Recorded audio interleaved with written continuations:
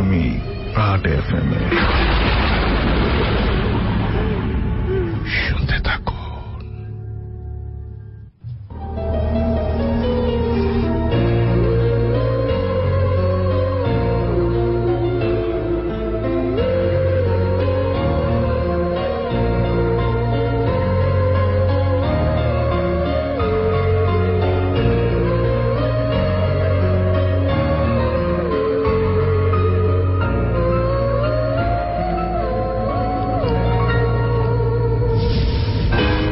মাঠে ঘাটে গাড়িতে কিংবা বাড়িতে যে যেখান থেকে টোন করে আসেন সবাইকে স্বাগতম জানাচ্ছি এশিয়ান রেডিও 90.8 FM। সময়টা হচ্ছে 12টা এবং মঙ্গলবার দেখতে দেখতে অতিবাহিত হয়ে আমরা বুধবারে পা রাখলাম।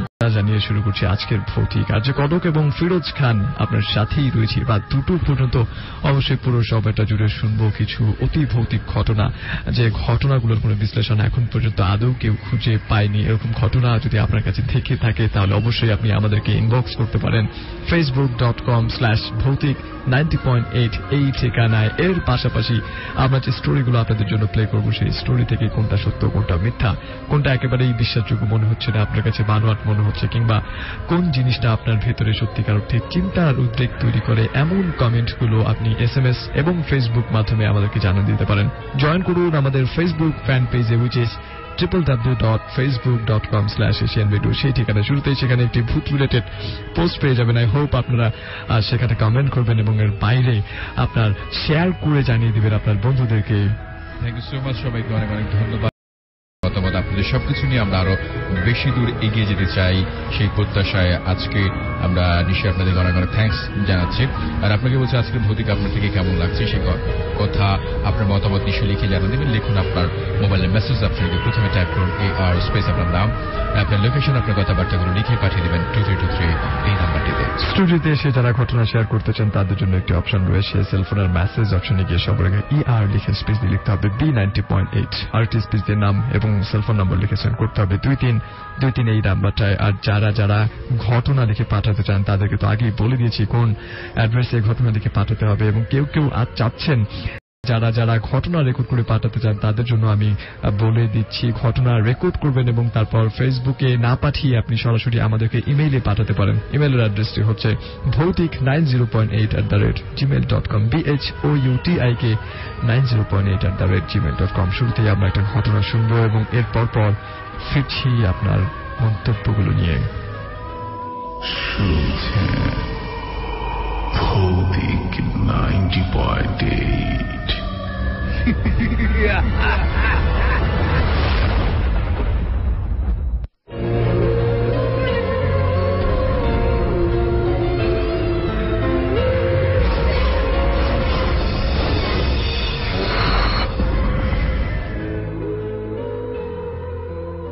আসসালামু আলাইকুম, আমি জয়নুল আবেদিন প্রিন্স বরগুনা থেকে বলছি।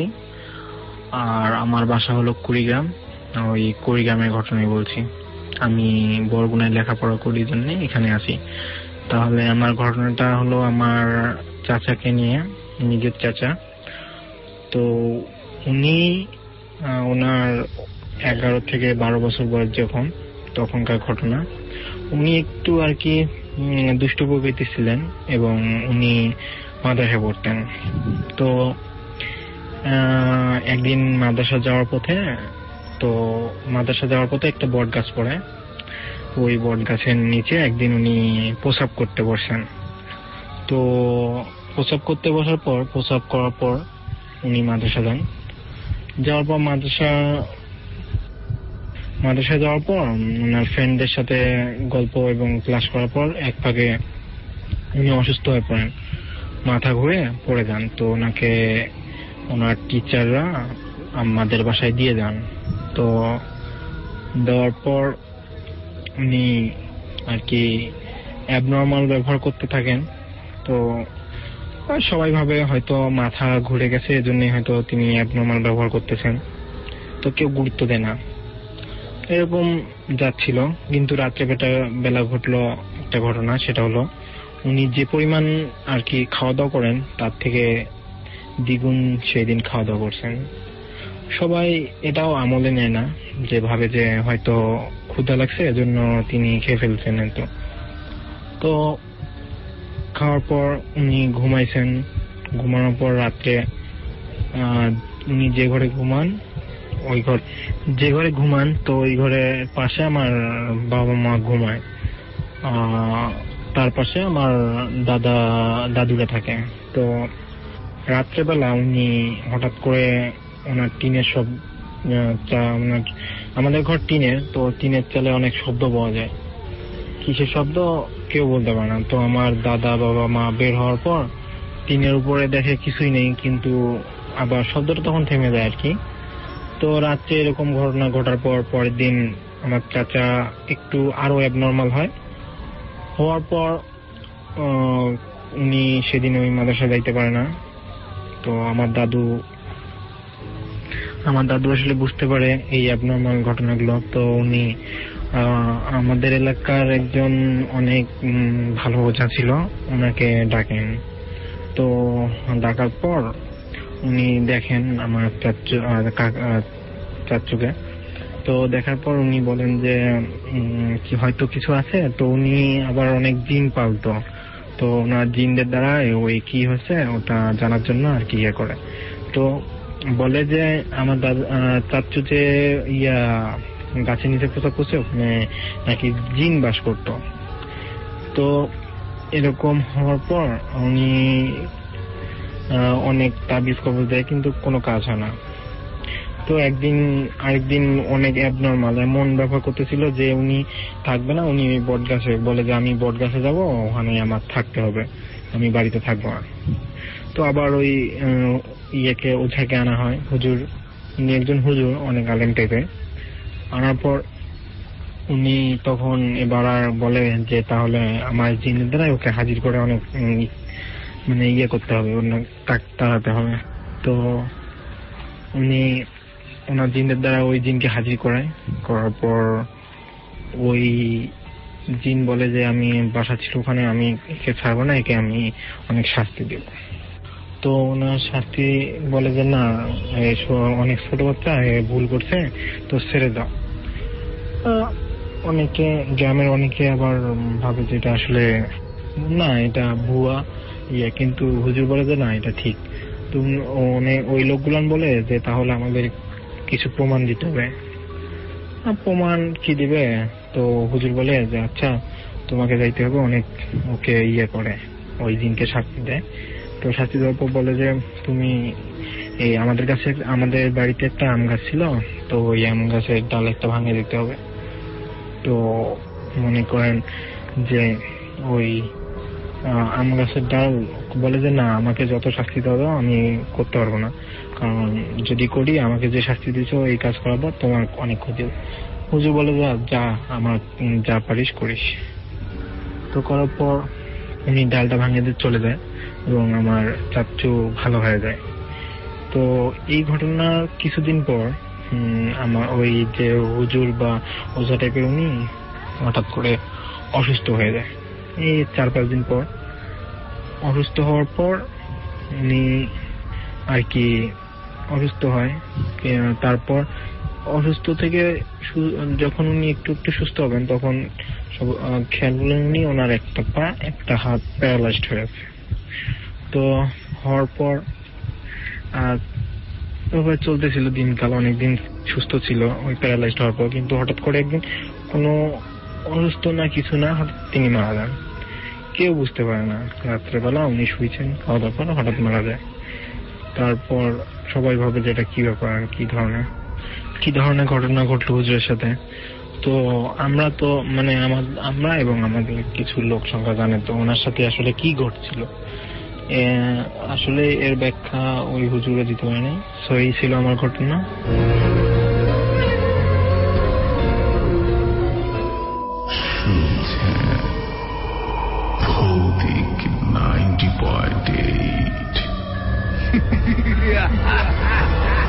Alright, 90.8 শুনছেন। স্টুডিওর ঘড়িতে সময়টা হচ্ছে রাত 12:10 আর ঠিক এই মুহূর্তে facebook.com/asianradio সেই ঠিকানায় অনেকেই জয়েন করে ফেলেছেন।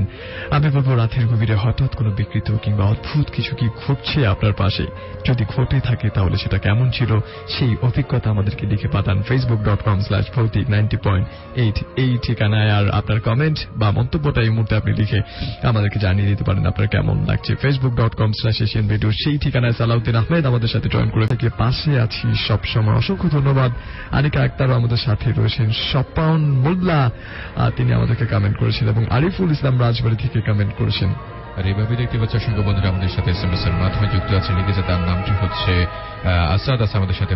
আরিফিন ফ্রম গাজীপুর থেকে গেছে, আমি আপনাদের পুরাতন বন্ধু, থ্যাংক ইউ সো মাচ সাথে থাকার জন্য। সুজন উত্তরখান পুরন পাড়া থেকে লিখেছে, ভাইয়া আপনারা কেমন আছেন জানতে চাচ্ছে। ভালো আছে, সে অনেক বেশি মিস করছে আমাদেরকে, শুনছে এই মুহূর্তে অনেক বেশি ভয় লাগছে। আমি রবিন আছি আপনাদের সাথে, আমাদের সাথে মিজান খান শুনছে এই মুহূর্তে ড্যামরা থেকে, হাসির রাজা শুনছে, সে আই লাভ ভৌতিক এমনটা জেনেছে। রাজ আছে আমাদের সাথে আহমেদ বাগ থেকে, আই লাভ ভৌতিক, যাও যাও এগিয়ে যাও ভৌতিক টিম এমনটাই বলছে।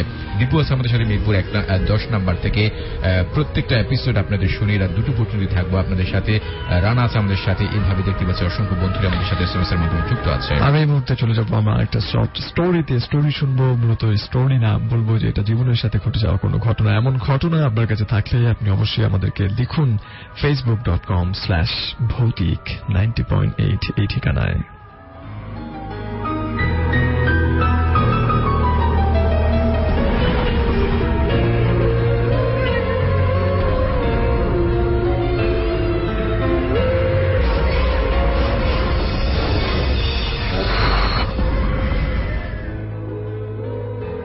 আমি RS রোকন হোসেন। আমার সাথে একটি সত্য ঘটনা ঘটেছে। আমি সরাসরি ঘটনা চলে যাই। আমাদের বাড়ির পাশে একটি ছোট্ট নদী রয়েছে। ওই নদীতে প্রায় অনেক ঝিনুক পাওয়া যায় বলেই নদীটার নাম ঝিনুক নদী। আমার ছোট ছোট বন্ধুরা প্রতিদিন সকালে ওই নদী থেকে ঝিনুক কুড়িয়ে মালা বানিয়ে গলায় দিত। কেন যেন মনে হলো আমার ওই নদী থেকে ঝিনুক কুড়িয়ে মালা বানিয়ে গলায় দিতে। পরের দিন আমার এক বন্ধুকে বললাম আমি ওই নদীতে যাব ঝিনুক কুড়াতে। উত্তরে বন্ধু বলল, ঠিক আছে, আগামীকালই যাব। যেমন কথা তেমন কাজ। আমার বাসায় এসে আমাকে ঘুম থেকে জাগিয়ে বলল, চলো ঝিনুক কুড়াতে যাই। উত্তর আমি বললাম, এত রাতে? বন্ধু উত্তর দিল, কই এত রাত, তাড়াতাড়ি চল, নইলে ওরা সব ঝিনুক কুড়িয়ে নিয়ে যাবে। আমি আর কিছুই ভাবলাম না, বন্ধুর সাথে চলে গেলাম। যেতে যেতে যখন আমরা ঝিনুক কুড়ানো শুরু করলাম ওখানে, হঠাৎ দেখলাম আমার বন্ধু আমার সাথে নেই। আমি ভালো করে চারপাশ এদিক ওদিক তাকিয়ে দেখলাম কেউই নেই। আমি যা দেখলাম তা বিশ্বাস করার মতো না। যাকে বন্ধু ভেবে তার সাথে আসলাম, সে আমার বন্ধু না, সে একটি ভূত। আমি আরো দেখলাম ওই ভূত মাটির ভেতরে হাত ঢুকিয়ে একটা মৃত মানুষের হাত বের করে কড়মড় করে খাচ্ছে, আর আমার দিকে তাকিয়ে ফেল ফেল করে হাসছে। কি বিকট চেহারা, চোখ দিয়ে তাজা রক্ত বের হয়ে পড়ছে, মুখে রক্ত মাখা। এইসব দেখে আমি আর ঠিক থাকতে পারলাম না। আমার অবস্থা খুব খারাপ। আমি জোরে জোরে আল্লাহর নাম নিতে থাকি আর সূরা ইখলাস পড়তে থাকি। তখন ওই ভূত আমাকে বলে, তুই আমার হাত থেকে আজ কোনোভাবেই বেঁচে ফিরতে পারবি না। আমি আজ তোর তাজা রক্ত খাবো। আমি মনে প্রাণে আল্লাহকে ডাকতে থাকলাম। তার কিছুক্ষণ পরে মসজিদে ফজরের আজান দেয়। আজান দেওয়ার সাথে সাথে ওই খারাপ জিনটা চলে যায়। তারপর আমি এক দৌড়ে বাসায় চলে আসি। বাসায় এসে সবার সাথে ঘটনাটি শেয়ার করি। কথা শুনে মামার শরীর বন্ধ করা তাবিজ এনে দেয়।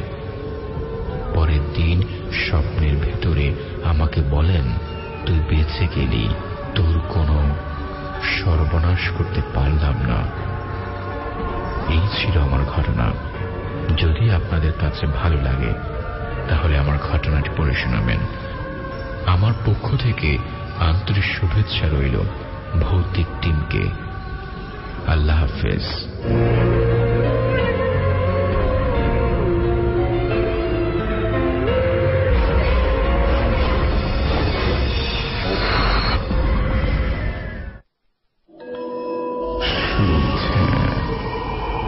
ভৌতিক 90.8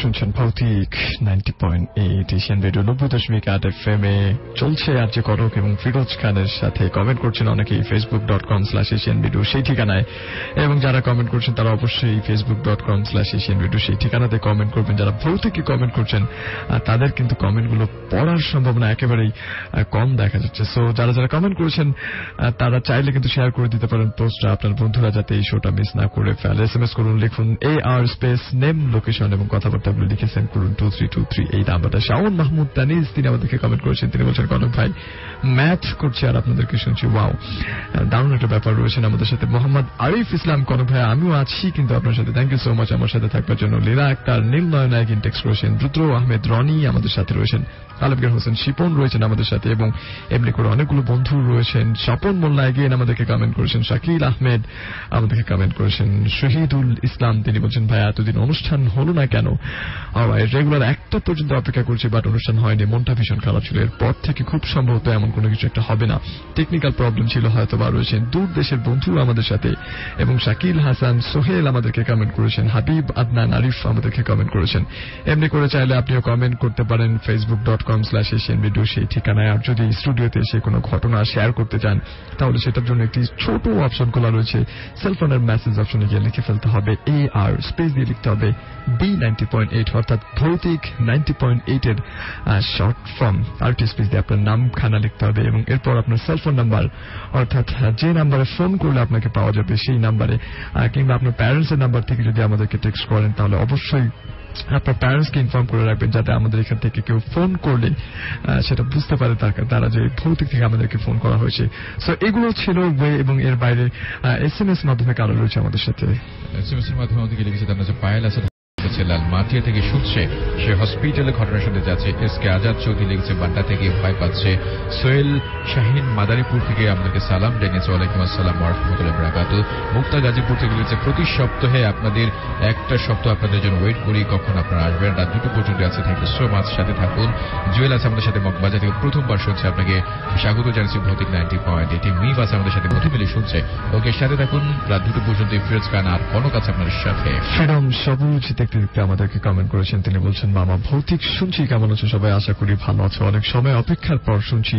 এবং তিনি বলছেন অনেকগুলো বন্ধু মিলে আমাদেরকে শুনছেন, থ্যাংক ইউ আমাদের সাথে থাকবার জন্য। আমরা এই পর্যায়ে চলে যাবো নেক্সট স্টোরিতে, যে স্টোরিটা একটু লম্বা স্টোরি, প্রায় 10 মিনিটের মতো। আই হোপ আপনি যদি মন দিয়ে শোনেন তাহলে এখানটায় একটু হলেও আপনার চিন্তার খোরাক খুঁজে পাবেন। Let's go and enjoy that story.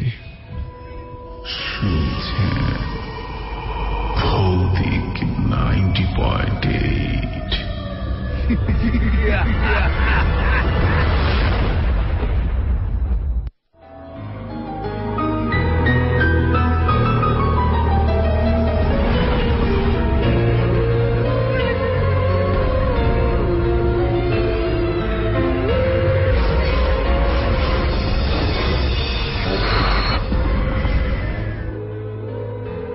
আসসালামু আলাইকুম ভাই, আশা করি ভূতের নাগালে থেকেও অনেক ভালো আছেন। আমি সুফিয়ান বসিনিয়া। ফেসবুকে সবাই আমাকে অসমাপ্ত আত্মা কাহিনী নামে চিনে। আজ আমি আমার জীবনের চরম একটি সত্য ঘটনা শেয়ার করব, যেটা আমার জীবনের সবচেয়ে ভয়াবহ ঘটনা। যদি ভালো লাগে তাহলে পড়ে শোনাবেন। আমি ঘটনা শুরু করছি। গত 2 বছর আগের ঘটনা, অর্থাৎ 2014 সাল। তখন ছিল শীতকাল। বলে রাখা ভালো, আমি প্রচন্ড ভূতে বিশ্বাসী। আমার বড় মামার খুব ভালো বন্ধু হামিদুল মামা ম্যাচে থেকে একটা এনজিওতে জব করতেন। সেদিন কোনো একটা কারণে তার রুমমেট বাসা চলে গিয়েছিল। সেদিন রাতে কি এমন হয়েছিল ওনার সাথে কেউই জানে না। সকালে ডাকাডাকির পর ঘুম থেকে না ওঠার কারণে দরজা ভাঙা হলো।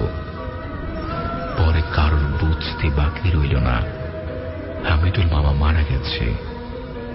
তারপর পুলিশ এসে লাশটাকে পোস্টমর্টেম করার জন্য নিয়ে গেল। তৎক্ষণাৎ অবস্থায় ওনার গ্রামের বাড়িতে খবর পৌঁছালো। ওনার গ্রামের বাসা ছিল কুড়িগ্রাম জেলার উলিপুর উপজেলায়। পরে শুনতে পেলাম রাত 9টা নাগাদ লাশ আসবে। খুব ইচ্ছে হল হামিদুল মামাকে মাটি দিতে যাওয়ার। উনি আমার একজন প্রিয় ব্যক্তি ছিল। তো রাত 9টা নাগাদ আমরা 3 জন বের হলাম ওনার বাসার উদ্দেশ্যে। আমি আর আমার 2 জন বড় ভাই। আমাদের বাসা থেকে হামিদুল মামার বাসার দূরত্ব 2 কিলোমিটারের মতো। আর আজব একটি গ্রাম, তাই নাম বলতে চাচ্ছি না গ্রামটির। আমাদের পাশের গ্রাম হলেও সেবারই আমি প্রথম সেখানে যাই। হেঁটে পৌঁছালাম। ঠিক আর 10 মিনিট হলেই ওনার বাসায় পৌঁছে যাব। চারিদিকে এত ঘুটঘুটে অন্ধকার আর চারিদিকে ঝিঝি পোকার ডাক, যেন আজ কি মনে হয় সবচেয়ে ভয়াবহ রাত। আর কোনো কারণ ছাড়াই আজ কেন জানি আমার খুব ভয় লাগছিল। আমার মনে কেন যেন বারবার বাসায় ফিরে যেতে চাচ্ছিল, কিন্তু বড় ভাইদের বলতে পারিনি। সামনে বেশ কয়েকটি বড় বাঁশ বাগান, চতুর্দিকে ধানি জমি, আর একটি মসজিদের সামনে মন্দির, আর অনেক ছোট ছোট কবরস্থান। ভাই ঘটনাটি লিখতে আমার গায়ের পশম দাঁড়িয়ে যাচ্ছে। ঠিক আমরা যখন বাঁশবাগানের কাছাকাছি, ঠিক তখন কে যেন আমার কানের কাছে এসে ফিস ফিস করে বলছে, সুফিয়ান, যাস না ওই দিকে।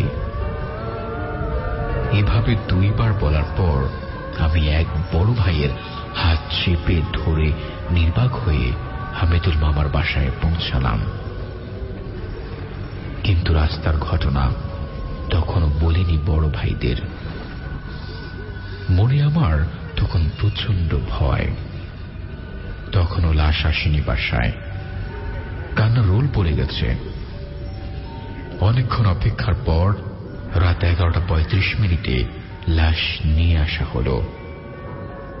সবাই দেখতে ভিড় করল।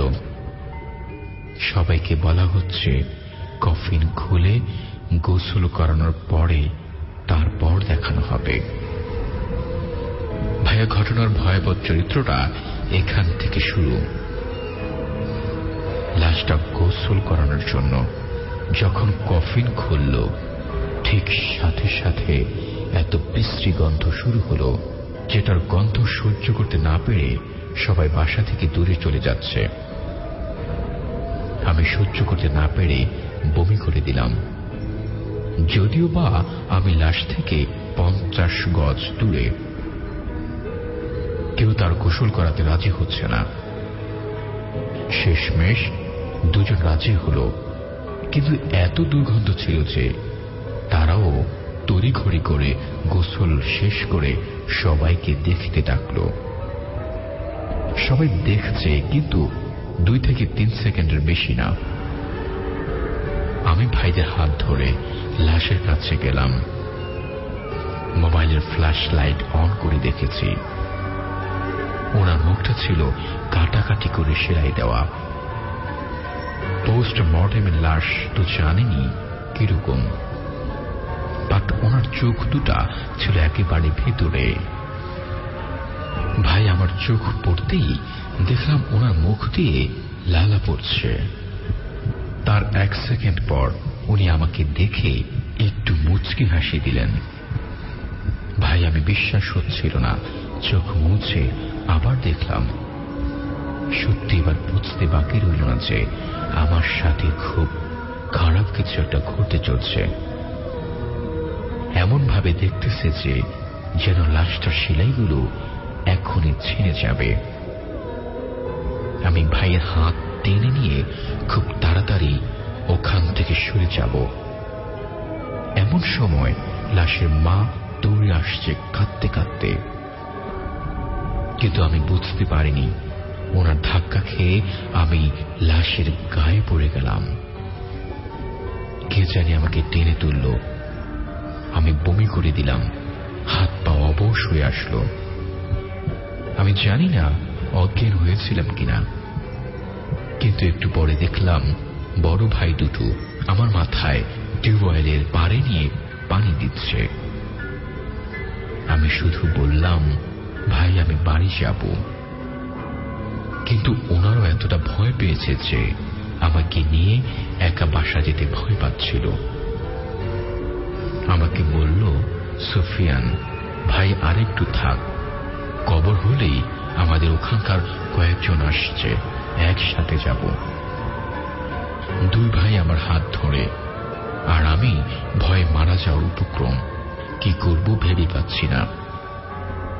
ঘটনা এখানেই শেষ হলে পারত, কিন্তু কে জানত আমাকে আরো ভয়াবহ কিছু দেখতে হবে। লাশের এত গন্ধ যে লাশ আর বাসা রাখা যাচ্ছিল না। তাড়াতাড়ি কবরস্থানে নিয়ে যাওয়ার ব্যবস্থা করা হলো। আমি তাদের সাথে না গিয়ে পারলাম না, কারণ এই বাসায় থাকার চেয়ে সবার সাথে লাশের পেছনে কবরস্থানে যাওয়াটাই ভালো। আমার শরীর কাঁপছে। খাটিয়া যখন কাঁধে নিয়েছে, কেউই বেশিক্ষণ ধরে রাখতে পারছে না। ধরেন ধরেন বলে অন্যজনের কাঁধে দিচ্ছে। লক্ষ্য করলাম খাটিয়ার নিচ দিয়ে লাল বর্ণের পানি বের হচ্ছে। আমি মনে মনে দোয়া পড়ছি আর বলছি, আল্লাহ আমাকে আপনি এক্ষুনি রক্ষা করুন, আমাকে বাসায় যাওয়ার ব্যবস্থা করুন। আমি কোনোদিন নামাজ ছাড়ব না। মনে হচ্ছিল আজকে আমার জীবনের শেষ রাত। বাসায় মনে হয় পৌঁছাতে পারব না। আমার হার্টবিট খুব দ্রুত লাফাচ্ছিল। জানাজা শেষে কবরের সামনে লাশ নিয়ে যাওয়া হলো। চারিদিকে এত জঙ্গল যে রাত হলেই মনে হয় এখানে প্রেত পুরীতে পরিণত হয়। কবরস্থানটার পাশে কিছু কুকুর খুব ডাকাডাকি করছিল। ডাকগুলো ছিল অনেক লম্বা আর অদ্ভুত, সব ভৌতিক পরিবেশ। এবার ঘটল অস্বাভাবিক কিছু। লাশ কবরে নামাবে, কিন্তু কেউ নামানোর সাহস পাচ্ছে না। আমি বুঝতে পারছি যে সবার মনে একটা অজানা ভয় কাজ করছে। তারপরে একজন বয়স্ক লোক আর লাশের চাচাতো ভাই নামতে রাজি হল। লাশের পায়ের দিকে ধরেছে বয়স্ক লোকটা, আর মাথার দিকে তার চাচাতো ভাই। বলে রাখা ভালো, যেহেতু লাশটা কাটা, তাই গোসলের সময় লাশের ভেতরে পানি ঢুকে লাশটা অনেক ভারী হয়ে যায়। লাশ নামাতে গিয়ে এক পর্যায়ে যিনি মাথা ধরছিল, উনি শক্তিশালী হওয়ার পরও ওজন সহ্য করতে পারল না। তার হাত থেকে লাশটা পড়ে যায়। ওখানকার সবাই স্টিল ছিল। লাশ পড়ে যাওয়ায় ধূপ করে একটা বিকট একটা শব্দ হয়। একই সময়ে কবর থেকে উহ করে একটা শব্দ শোনা গেল। সাথে সাথে বয়স্ক লোকটা পায়ের দিকটা ছেড়ে রেখে কবরের সামনের ছেলেটাকে, অর্থাৎ যার হাত থেকে লাশটা পড়ে গেছে, তাকে জোরে একটা থাপ্পড় মারল, যেটা হয়তো আসলেই অস্বাভাবিক দৃশ্য। সবাই তাড়াতাড়ি বাঁশের পাটে গিয়ে উপরে উঠে আসতে বলল তাকে। তারা সেটাই করল। আমি তখন থ হয়ে আছি, ভাবছি সব স্বপ্ন। তারপর দোয়া করে কোন রকম এলাকার সবাইকে নিয়ে ফিরে আসি। আর বড় ভাইরা আমাকে বাসায় দিয়ে যায়। তারপর আম্মুকে সব খুলে বলার পর আমাকে গোসল দিতে বলল। আমি গোসল দিলাম। সাথে সাথে ফজর আজান হল। আম্মু আমাকে দোয়া করে দিলেন। তারপর 2 দিন প্রচন্ড জ্বর ছিল। ভাবছিলাম আমি মরেই যাব, কিন্তু না, আমার নামাজি মায়ের দোয়ায়, আল্লাহর ইচ্ছায় আমি সুস্থতা লাভ করি। এই ছিল আমার ঘটনা। যদি জানতাম আমার সাথে এমন কিছু ঘটবে, তাহলে আমার ওজনে স্বর্ণ দিলেও ওখানে যেতাম না। ভালো লাগলে পরে শোনাবেন।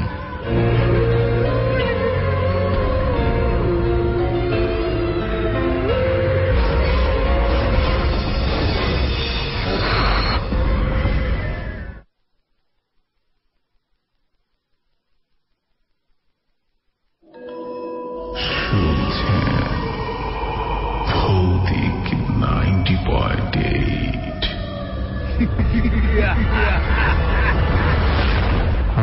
শুনছেন ভৌতিক 90.8। চমৎকার একটা ঘটনা আমরা শুনে ফেলাম, এবং এরকম ঘটনা পাঠাবার জন্য অসংখ্য ধন্যবাদ জানাচ্ছি সেই ভাইটিকে, যে ভাই আমাদেরকে এরকম গল্প লিখে পাঠিয়েছেন।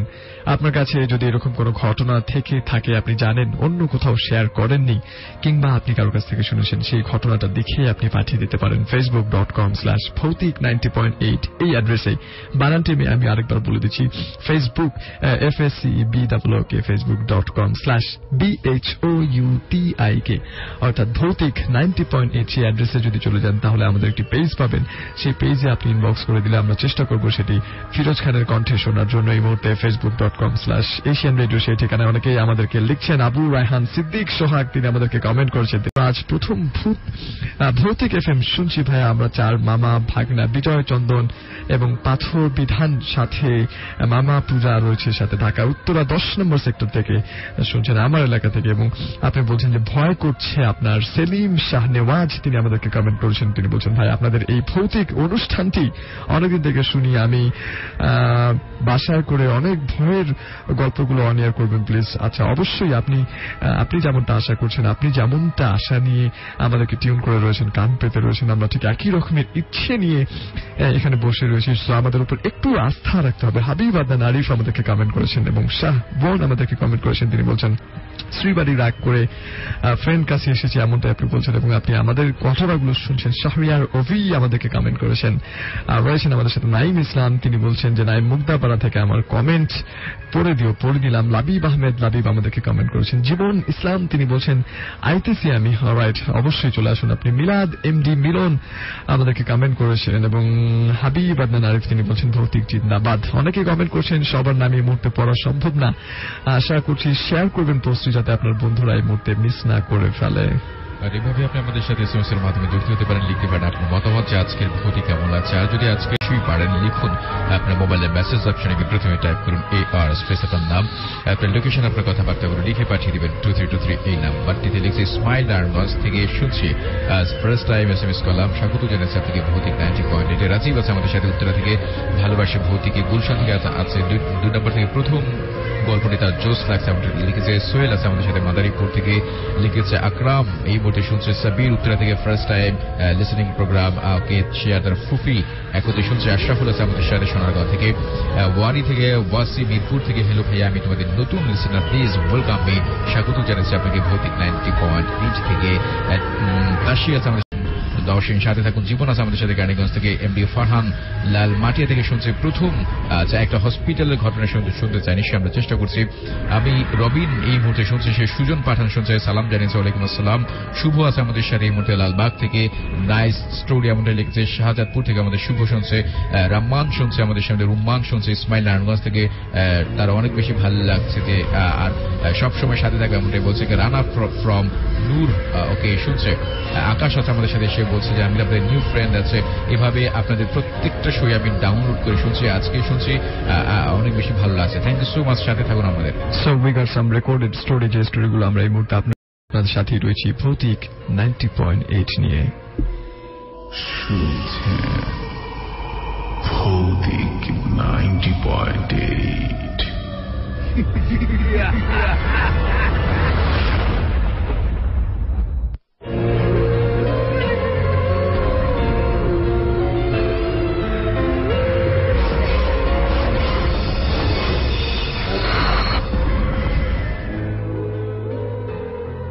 আসসালামু আলাইকুম ভাইয়া, কেমন আছেন? আশা করি ভালো আছেন। ঢাকা শ্রোতা ও বন্ধুদেরকে নিয়ে প্রবাসী ভাই ও বোনেরা এখান থেকে শুনছেন দেশে দেশের বাইরে থেকে সবাইকে জানাচ্ছি আমার পক্ষ থেকে সালাম ও শুভেচ্ছা। সবাই ভালো আছেন তো? তার আগে আমার ঠিকানাটি বলে দিচ্ছি। মোহাম্মদ সমীর মন্ডল, লালমনিরহাট গ্রাম কাকেটেপা থেকে। ভাইয়া, আমার একটি ঘটনা দাদির কাছ থেকে শোনা, এটি শেয়ার করছি। দাদি একদিন কই যেন বেড়াতে গিয়েছিলেন, সেখান থেকে ফিরছিলেন। আমাদের বাড়ির সামনে একটা বাড়ি আছে। তিনি রাস্তা থেকে দেখতে পেলেন ওই বাড়িটির ফাঁকা উঠোন থেকে একটি সাদা শাড়ি পরে মেয়ে কলা গাছের মুখোশ নিয়ে হেঁটে যাচ্ছেন। যেদিকে যাচ্ছেন সেদিকে কোনো রাস্তাঘাট নেই। একটা জমি দিয়ে একটা বাড়ির সামনে বাড়ির বেড়া পিছন দিয়ে হেঁটে যাচ্ছেন। আমার দাদি তার পেছনে পেছনে চলে গেলেন, কিন্তু তাকে দেখা পেলেন না। সেই জন্য কোথায় হারিয়ে গেল। হারিয়ে যাওয়ার সময় যেখানে গিয়ে দাদি দাঁড়িয়ে গিয়েছেন সেখানে ওই বাড়ির ঢোকার একটি রাস্তা আছিল। সেই রাস্তায় ঢুকে পড়লেন, বাড়িতে প্রবেশ করলেন। ওই বাড়ির লোকদিকে জিজ্ঞাসা করছেন, তোমাদের বাড়িতে কোনো আত্মীয় বা মেহমান আসছে নাকি? ওরা বলল, না, কোনো আত্মীয় মেহমান আসেনি। তখন দাদি কথা বলল সবকিছু খুলে। বাড়িতে চলে আসলেন। এসে ওনারা ফিরে আমাদের বাড়িতে চলে গেলেন। ঘটনাটি খুলে গেলেন। একটি সাদা শাড়ি পরে মহিলা তোমাদের বাড়িতে দিকে যাচ্ছে ওই ফাঁকা বাড়ির উঠোন থেকে। আমি তার পেছনে পেছনে গিয়েছিলাম, তাকে ধরতে পারিনি। সে কে? কলা গাছের মুখোশ নিয়ে। ওনারা বলছে, আমাদের এখন ভয় লাগছে, এখন আমরা যাবো কিভাবে? তোমাদের ভয় পাওয়ার কোনো দরকার নেই। তোমার যদি ওদের দোষ না করো, তোমাকে ক্ষতি করবে না, নিশ্চিন্তে থাকতে পারো। ওই ফাঁকা বাড়িটিতে, আমাদের বাড়ির সামনে বাড়িটি, আর অনেক ঘটনা ঘটে গেছে। ঘটনাটি হলো, বাড়িতে দিনের বেলা ঘটনা ঘটে না, রাত্রিবেলা গভীর হলে রাত্রিবেলা ঘরের চালার উপর টিনের চালায় ধাম করে ইট, গাছের ডাল ভেঙে ফেলে এবং ঘরকে মুছড়ে ভেঙে ফেলে।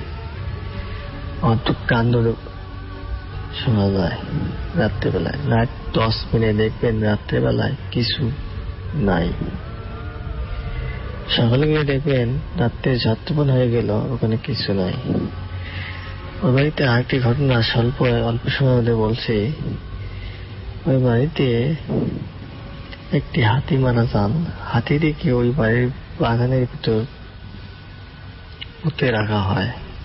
সেই হাতিটি বলে নানা রকম জীব জন্তু, রূপ প্রবেশ করে। কখনো মহিষ, কখনো গরু, কখনো ছাগল, কখনো ভেড়া ইত্যাদি জীবজন্তু ধারণ করে। আমার বাবা হাত থেকে ফিরছিলেন, তা দেখতে পেয়েছেন। আমার নানা দেখতে পেয়েছেন, আমার দাদিও দেখতে পেয়েছেন। আমার দাদি আবার আমার মাকে বলেনি, বাবা মাকে বলেনি, মা ভয় পাবে বলে।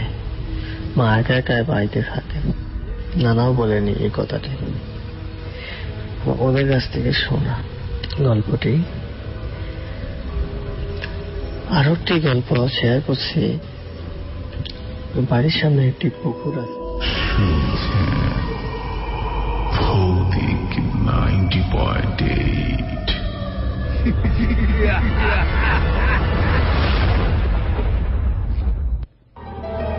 আরেকটা গল্প আমাদের কাছে আরো বেশ কিছু রয়েছে। আমরা সেখান থেকে ইনশাআল্লাহ গল্প শুনবো। আমাদেরকে SMS মাধ্যমে এবং ফেসবুক মাধ্যমে কানেক্টেড থাকতে পারেন। রাত 2 পর্যন্ত আরজি কনক এবং ফিরোজ খানের সাথে চলবে ভৌতিক 90.8। সাথে রয়েছেন AH তন্ময়। আর রয়েছেন শাকির হাসান সোহেল, তিনি বলছেন একা একা বসে শুনছি সংটি আমার চাঁদ, রেডিওতে ভৌতিক শুনে, আচ্ছা সঙ্গী আমার চাঁদ এবং রেডিওতে ভৌতিক শুনে ভয়ঙ্কর এক রাত, ইচ্ছে করে বাইরে গিয়ে হাঁটা চলা করি, বাইরে গেলে ধরবে ভূত, এই ভয়েতে মুড়ি। ওয়াও, অ্যামেজিং হয়েছে। SK হাসান খান আমাদেরকে কমেন্ট করেছেন, তিনি বলছেন খিলগেট নয়ানগর থেকে আপনি আমাদেরকে শুনছেন এবং দোয়া চেয়েছেন, সাইফুলের সাথে শুনছেন এবং সেই সাথে সোহাগও রয়েছে আপনার সাথে, মুবাশিরা জান্নাত মিতু, তিনি বলছেন আসসালামু আলাইকুম, কেমন আছো তোমরা? ভালো। নরসিংদী থেকে আপনি আমাদেরকে শুনছেন এবং রাকিব হাসান তিনি বলছেন আমি অন্য আজ প্রথম তোমাদের শুনছি এবং আসাম লাগছে এমনটা যেটা। অরণ্য রিয়াদ আমাদেরকে কমেন্ট করেছেন, ওয়াসিম আকরাম ফরাজি আমাদেরকে কমেন্ট করেছেন, MD অন্ত শাকির আমাদেরকে কমেন্ট করেছেন, শাওন আমাদেরকে কমেন্ট করেছেন, বাসিদুজ্জামান সুজন, তিনি বলছেন কনক ব্রো আমি তানিশ ত্রিশান একসাথে গ্রুপ স্টাডি করতেছি আর আপনাদের শুনছি কজ উই লাভ ভৌতিক, এবং আপনাদের মতো স্টুডেন্ট যারা রয়েছে তাদের কাছ থেকে কিন্তু আমরা অনেক বেশি গল্প এক্সপেক্ট করছি, স্ট্যান্ডার্ড গল্প, যে গল্পগুলো মধ্যে সায়েন্স রিলেটেড অনেক বিষয় রয়েছে এবং এর বাইরে অতি আধ্যাত্মিক বিষয় রয়েছে। সব মিলিয়ে আমার মনে হয় দারুণ একটা কম্বিনেশন হতে পারে, যেটা সায়েন্স বলবে যে ইটস নাথিং বাট সায়েন্সের বাইরে মানুষের বিশ্বাস বলবে যে ইয়েস দেয়ার ইজ গোস্ট। আপনারা প্লিজ আমাদেরকে গল্প লিখে পাঠান, আমাদের ভীষণ গল্প প্রয়োজন এবং বেশি ভালো হয় যদি গল্প রেকর্ড করে পাঠিয়ে দেন। গল্পটা রেকর্ড করুন আপনার স্মার্টফোনে সেই ডিভাইসে এবং তারপর সেটি ইমেল করে দিন। ভেরি সিম্পল, ইমেল অ্যাড্রেসটি হচ্ছে bhautik90.8@gmail.com। ভৌতিক বানান হচ্ছে BHOUTIK 90.8@gmail.com। আপনি কি বলছেন আমাদের সাথে SMS এর মাধ্যমে যুক্ত হন, লিখুন আপনার মোবাইলের মেসেজ অপশনে গিয়ে AR স্পেস আপনার নাম, আপনার লোকেশন, আপনার মতামত লিখে পাঠিয়ে দিবেন 2323 এই নাম্বারটিতে। আর আপনার সাথে ঘটেছে অথবা আপনি কোনো একটা মাধ্যম থেকে জেনেছেন এরকম কোনো ঘটনা যদি আপনার কাছে জানা থাকে, সেই ঘটনাটি আপনি আমাদেরকে লিখে পাঠিয়ে দিন। আমি ফিরোজ খান আমার কণ্ঠে সেই ঘটনাটি আপনাদেরকে পড়ে শোনাবো। আমাদের যেই ভৌতিকের যে পেজটা আছে সেখানে গিয়ে আপনি facebook.com/bhautik90.8 সেখানটায় ইনবক্সে গিয়ে বাংলায় সুন্দর করে আপনার ঘটনাটি নিশ্চয়ই লিখে পাঠাবেন। সুজন আছে আমাদের সাথে SMS এর মাধ্যমে, ঢাকা থেকে লিখেছে, মালিবাগ থেকে শুনছে সে আমাদেরকে, রাহি আছে আমাদের সাথে ঢাকা থেকে পুরো শুভেচ্ছা জানিয়েছে, আই লাভ ভৌতিক এমনটা জানিয়েছে, সালাম জানিয়েছে রিয়াদ, সাবা থেকে ইতিহাস আমাদের সাথে শুনছে, সে অনেক ভয় পাচ্ছে, ইয়ামিন শেরপুর থেকে শুনছে। ওকে, থ্যাংক ইউ সো মাচ সবাইকে আমাদের সাথে যুক্ত থাকার জন্য। ফেসবুক মাধ্যমে জয়েন করুন, লিখুন facebook.com/asianradio, সেই ঠিকানায় আপনার কথাবার্তাগুলো ভূত রিলেটেড যদি কোনো এক্সপিরিয়েন্স থাকে সেটা শেয়ার করুন। facebook.com/bhautik90.8 এই ঠিকানায় SMS করুন, সেলফোনের মেসেজ অপশনে গিয়ে সবার আগে লিখে ফেলুন AR স্পেস আপনার নেম স্পেস আপনার লোকেশন এবং তারপর আরেকটি স্পেস দিয়ে আপনার কথাবার্তাগুলো লিখে পাঠিয়ে দিতে হবে 2323 এই নাম্বারটায়। ছোট্ট একটা স্টোরি শুনবো, এটি শুনে তারপর ফিরছি আপনার মন্তব্যগুলো নিয়ে।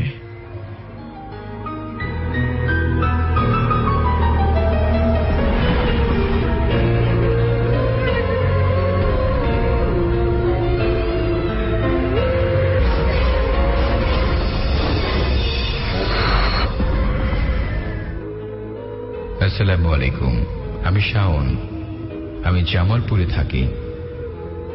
আজ আমি আপনাদের সাথে যে ঘটনাটি শেয়ার করব আশা করি সবার ভালো লাগবে। প্রতিদিনের মতো সেদিনও আমি আমার প্রিয় অনুষ্ঠান ভৌতিক 90.8 শুনছিলাম। এর আগে আমি একটি কথা বলে রাখি, আমাদের গ্রামে রেডিও শোনা যায় না, তাই আমি সেদিন বাইরে বসে রেডিও শুনছিলাম। এমন সময় আমি একটি আওয়াজ শুনতে পেলাম। কানে হেডফোন থাকায় বিষয়টি পাত্তা দিলাম না, কিন্তু আবারও সেই শব্দ। মনে হলো কে যেন আমাকে ঢিল মারল। আমি ভাবলাম কেউ হয়তো আমাকে ভয় দেখাচ্ছে, তাই আশেপাশে ঘুরে কাউকে দেখতে না পেয়ে আমি আবার রেডিওতে পাত্তা দিলাম। এমন সময় কি এক গরম বাতাস। শীতের দিনে কখনো এরকম বাতাস হওয়ার কথা নয়। আরেকটি কথা বলি, আমাদের বাড়ির আশেপাশে কোনো বাঁশের ঝোপ ছিল না। আমি যখন আমার সামনের ঝোপটার দিকে তাকাই, যা দেখলাম তা দেখার জন্য আমি কখনোই আশা করিনি। আমি দেখলাম একটি বুড়ো লোক, বয়স আনুমানিক 80 হবে। সেই বুড়ো লোকটি আমার দিকে এমন ভাবে তাকিয়ে আছে যে যা দেখে আমি খুব ভয় পেয়ে যাই। এবং সে বুড়ো লোকটার চোখ দিয়ে আগুন বের হচ্ছিল। আমি আরেকটি জিনিস খেয়াল করি, যখন তার দিকে তাকাই দেখি লোকটার পাঞ্জাবির নিচে কোনো পা নেই। তিনি মাটি থেকে এক পা উপরে ছিল, যা কোনো সাধারণ মানুষের পক্ষে সম্ভব নয়। এটা দেখে আমি খুব ভয় পেয়ে জোরে চিৎকার দিয়ে জ্ঞান হারিয়ে ফেলি। পরের দিন নিজেকে আবিষ্কার করি বিছানায়। এই ঘটনার পর আমার অনেকদিন জ্বর ছিল। ভাইয়ারা, এরপর থেকে আমি আপনাদের অনুষ্ঠান লাইভ শুনি না, আমি ডাউনলোড করে শুনি। ভাইরা, এই ছিল আমার ঘটনা। ভালো লাগলে বলে শোনাবেন। আমার জন্য সবাই দোয়া করবেন। আমি এবার এসএসসি পরীক্ষা দেব।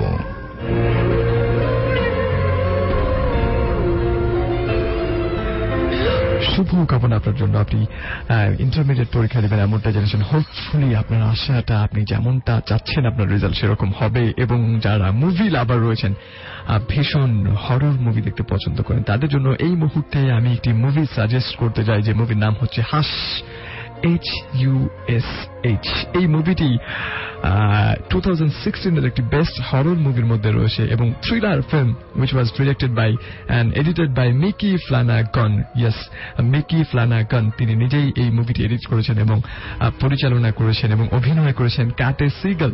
অসম্ভব সুন্দর অভিনয় করা এই মুভিটা রিলিজ পেয়েছিল এপ্রিলে 2016 এবং সেই মুভিতে বেশ কিছু ক্রিটিক্যাল রিসেপশন ওয়াজ একেবারেই পজিটিভ ছিল। সো আই গেস আপনারা যারা যারা পছন্দ করেন ভূতের মুভি দেখতে, এই মুভিটি দেখতে পারেন। এবং এই গল্পের প্লটটা মূলত সাজানো হয়েছে ম্যাডিসন মিরি, একজন ইয়াং একজন মেয়ে যার কিনা এবং ডেফ এবং একেবারে কথা বলতে পারেন না, তারপরে কিছু শুনতে পান না, যিনি তার কানের শ্রবণ শক্তি হারিয়ে ফেলেছিলেন খুব অল্প সময়ের মধ্যে এবং এরপরে 13 বছর বয়সে এবং বসবাস করছেন একটা আইসোলেটেড হাউসে, যেটি মূলত কাঠের তৈরি। সো এরকম ভাবে ঘটনা শুরু এবং তারপর কি হয় তার সাথে, সেটি নিয়ে চমৎকার একটি মুভি। আই গেস আপনারা এই মুভিটা দেখতে পারেন, যে মুভিটির নাম হচ্ছে হাস, HUSH। ফ্রিডম সবুজ ফেসবুকে আমাকে কমেন্ট করেছেন, তিনি বলছেন যে অনেকগুলো ফ্রেন্ড বলে শুনছে, আমার সাথে শুনছেন সোহেল রানা ব্যাংক থেকে এবং ওসমান, তিনিও ব্যাংক থেকে শুনছেন, রফিক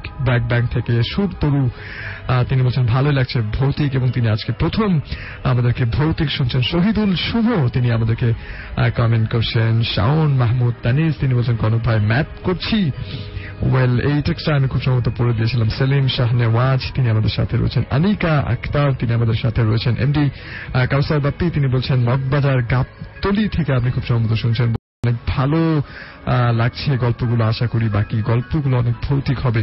আমার বাসার ছাদে একা শুনছি, অনেক ভয় পাচ্ছি এবং আরো ভয় পেতে চেয়েছেন আপনি, এটি আপনার এই মুহূর্তের দাবি বলা যেতে পারে এবং আমরা চেষ্টা করব 2টো পর্যন্ত আমাদের সাথে থাকবেন। হোপফুলি আপনি এমন কিছু একটা পেয়ে যেতে পারেন, বিকজ এর পরে আমরা যে গল্পটা প্লে করব সেই গল্পটা কিন্তু টোটাল 18 থেকে 19 মিনিটের একটি গল্প এবং এই গল্পটা যদি বুঝতে চান অবশ্যই আপনাকে সময় দিয়ে তারপর বুঝতে হবে। আরিফুল ইসলাম রাজবাড়ি থেকে আমাদেরকে কমেন্ট করেছেন, তিনি বলছেন যে আমি গল্প বলতে চাই। একদিন আমার বাসার রাজবাড়ি বড় মসজিদ থেকে বাড়ি আসার পথে দেখতে পাই একটি আমের বাগান, গাছে সাদা কাপড়, বাসাতে এরকম কিছু একটা আপনি লিখেছেন এবং পুরো ঘটনাটা কি এমন ছোট ঘটনা আসলে হয়তো বা খুব একটা ভয়ঙ্কর হতে পারে না। আমার মনে হয় শুরু থেকে আপনি কিভাবে শুরু হলো এবং শেষমেশ আপনি ফিরে আসতে পেরেছিলেন কিনা কিংবা কোনো ভয়ঙ্কর অভিজ্ঞতা নিয়ে এসেছেন কিনা সেটি যদি আমাদের সাথে শেয়ার করেন সেটি আমরা শোনার চেষ্টা করবো।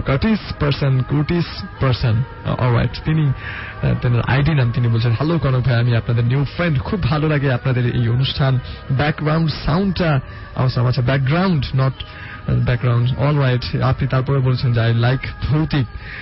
ওকে, এসকে হাসান খান তিনি আমাদেরকে খিলক্ষেত নয়ানগর থেকে শুনছেন। সোহাগ সাইফুলের সাথে নিয়ে তিনি আমাদেরকে শুনছেন। এমডি অনন্ত শাকি তিনি বলছেন আগে কখনো শুনিনি, এই প্রথম, আশা করি ভয় পাবো ভেবে ব্যাকগ্রাউন্ড মিউজিক। আমি শুরুতে অনেকের এই ব্যাকগ্রাউন্ড মিউজিক নিয়ে একটু কমপ্লেন ছিল এবং আস্তে আস্তে আপনারা বিশ্বাস করতে শুরু করেছেন যে এটি সব থেকে ভয়ঙ্কর ব্যাকগ্রাউন্ড মিউজিক। রুবেল আহমেদ আমাদেরকে কমেন্ট করেছেন, তিনি নারায়ণগঞ্জ থেকে বলছেন অনেক ওয়েট করার পর শুনছি এবং ভালো লাগছে। আমাদেরকে মোহাম্মদ জাকির হোসেন, তিনি বলছেন দরিয়াপুর থেকে শুনছি, বাড়িতে কেউ নেই, একদম একা শুনছি, খুব ভালো লাগছে, হালকা ভয়ও লাগছে। যারা এমন করে শুনছেন, ইনফ্যাক্ট আমার নিজের শোনার অভিজ্ঞতা রয়েছে, রেকর্ডেড ভার্সন আমি অনলাইন থেকে শুনছিলাম একা বাসায় চুপচাপ বসে, এবং তখন যে অনুভূতিটা হয়েছিল সেই অনুভূতিটা আমি আর নিজে ফিল করতে পারি। আপনারা কেমন অনুভূতির মধ্যে রয়েছেন আই গেস উপভোগ করুন পুরো বিষয়টাকে, ভালো হবে। দূর দেশের বন্ধু তিনি তার আইডি থেকে আমাদেরকে কমেন্ট করেছেন, তিনি রায়েরবাগ থেকে শুনছেন, তিনি বলছেন ভৌতিককে ভালোবাসেন। রিফাত তিনি নবীনগর থেকে শুনছেন, এবং আরো অনেক কিছু বলছেন। আরিফুল ইসলাম রাজবাড়ি থেকে কমেন্ট করেছেন। শাকিল হাসান সোহেল আমাদের সাথে আছেন। সাব্বির HS ইমন তিনি বলছেন wow already tune me, yes খুব ভালো করেছেন আপনি আমাদের সাথে থেকে। সুমাইয়া ইসলাম সোনিয়া তিনি বলছেন মিস and love you ভৌতিক, রাইট। শাহরিয়ার অভি আমাদের সাথেই রয়েছেন, এবং আর কে হৃদয় খান তিনি বলছেন আজকের স্টোরিগুলো খুব ভালো লাগছে। ইনফ্যাক্ট আমার নিজেরও খুব ভালো লাগছে আজকের স্টোরিগুলো, শেষের স্টোরিটা এবং শুরু থেকে মাঝখানে আমরা কিছু গল্প শুনেছি। সেই গল্পগুলো, যে গল্পগুলোকে গল্প না বলে বলবো জীবনের গল্প, কারোর সাথে ঘটে যাওয়া ঘটনা। আর হৃদয় খান আমাদের সাথে রয়েছেন। আয়ান খান সাকিব তিনি বলছেন I love this show very much. Ajbi Ahmed Akash তিনি বলছেন স্টোরিগুলো ওয়াও হচ্ছে। ইতালি থেকে আপনি আমাদেরকে শুনছেন অনলাইনে, স্বাগতম জানাচ্ছি ভাই আপনাকে। আমরা এই মুহূর্তে কমেন্ট না পড়ে বরং SMS এ চলে যাব। আপনি SMS করুন, লিখুন সেলফোনের মেসেজ অপশনে গিয়ে AR স্পেস আপনার নেম স্পেস আপনার লোকেশন এবং আপনার মন্তব্যগুলো লিখে পাঠিয়ে দিন 2323 এই নাম্বারটায়। জয়েন করুন আমাদের ফেসবুক ফ্যান পেজে facebook.com/asianradio, সেই ঠিকানায় আপনি আপনার কমেন্ট করতে পারেন। শুরুতেই যে পোস্টটি দেওয়া রয়েছে ভূতের পোস্ট, সেই পোস্টে আপনি কমেন্ট করবেন, অবশ্যই আমরা রিড আউট করার চেষ্টা করব। আর স্টোরি যদি পাঠাতে চান তাহলে facebook.com/bhutik90.8। আরেকটিবার আপনাদেরকে ধন্যবাদ জানাচ্ছি দীর্ঘ 1 বছর আমাদের সাথে থাকার জন্য। অনেকেই আমাদের কাছে SMS এর মাধ্যমে লিখেছে। রাকিব লিখেছে ঢাকা থেকে নোয়াখালীতে যাচ্ছি, গাড়িতে বসে আপনাদেরকে শুনছি, অনেক ভালো লাগছে, 1 নাম্বার শো এমনটাই বলছে রেডিওর ইতিহাসে। লিখেছে দীপু আছে আমাদের সাথে, ইয়ামিন শুনছে এই মুহূর্তে, আরিফ শুনছে তেজগাঁও থেকে, খুবই ভয় লাগছে। তৃষা চাঁদপুর থেকে শুনছে, আলামিন আছে আমাদের সাথে সাভার থেকে, ইতি শুনছে এই মুহূর্তে, মনির ময়মনসিং থেকে শুনছে। জীবন লিখেছে যে আপনাদেরকে সব সময় শুনি, অনেক বেশি ভালো লাগছে এমনটাই লিখেছে, ভয় পাচ্ছে। ফারিহা লিখেছে আমাদের সাথে বসুন্ধরা থেকে শুনছে, সে আর তার আঙ্কেল এক কথা শুনছে। মহসিন শুনছে কেরানীগঞ্জ থেকে আপনাদের programme. Okay thank you so much. Happy Mim শুনছে মতিঝিল থেকে, সেকেন্ড স্টোরিতে তার অনেক বেশি ভয়ের ছিল, শান্ত ছিল এই মুহূর্তে। আসিফ শুনছে গুলশান 1 নাম্বার থেকে বলছে I love Bhoutik. Okay thank you so much. লিখেছে সাজাল নারায়ণগঞ্জ থেকে শুনছে, সে স্টুডিওতে আসতে যাচ্ছে, ফোন নাম্বার দিয়েছে। আরাফাত আছে আমাদের সাথে, নিঝুম উত্তরা থেকে খুব ভয় লাগছে। শারাফাত খান চাঁদপুর থেকে, this is the best show রেডিওর ইতিহাস এমনটাই বলছে। থ্যাংক ইউ সো মাচ আমাদের সাথে যুক্ত থাকার জন্য। লিখুন AR স্পেস দিয়ে আপনার কথাবার্তাগুলো। ভৌতিক 90.8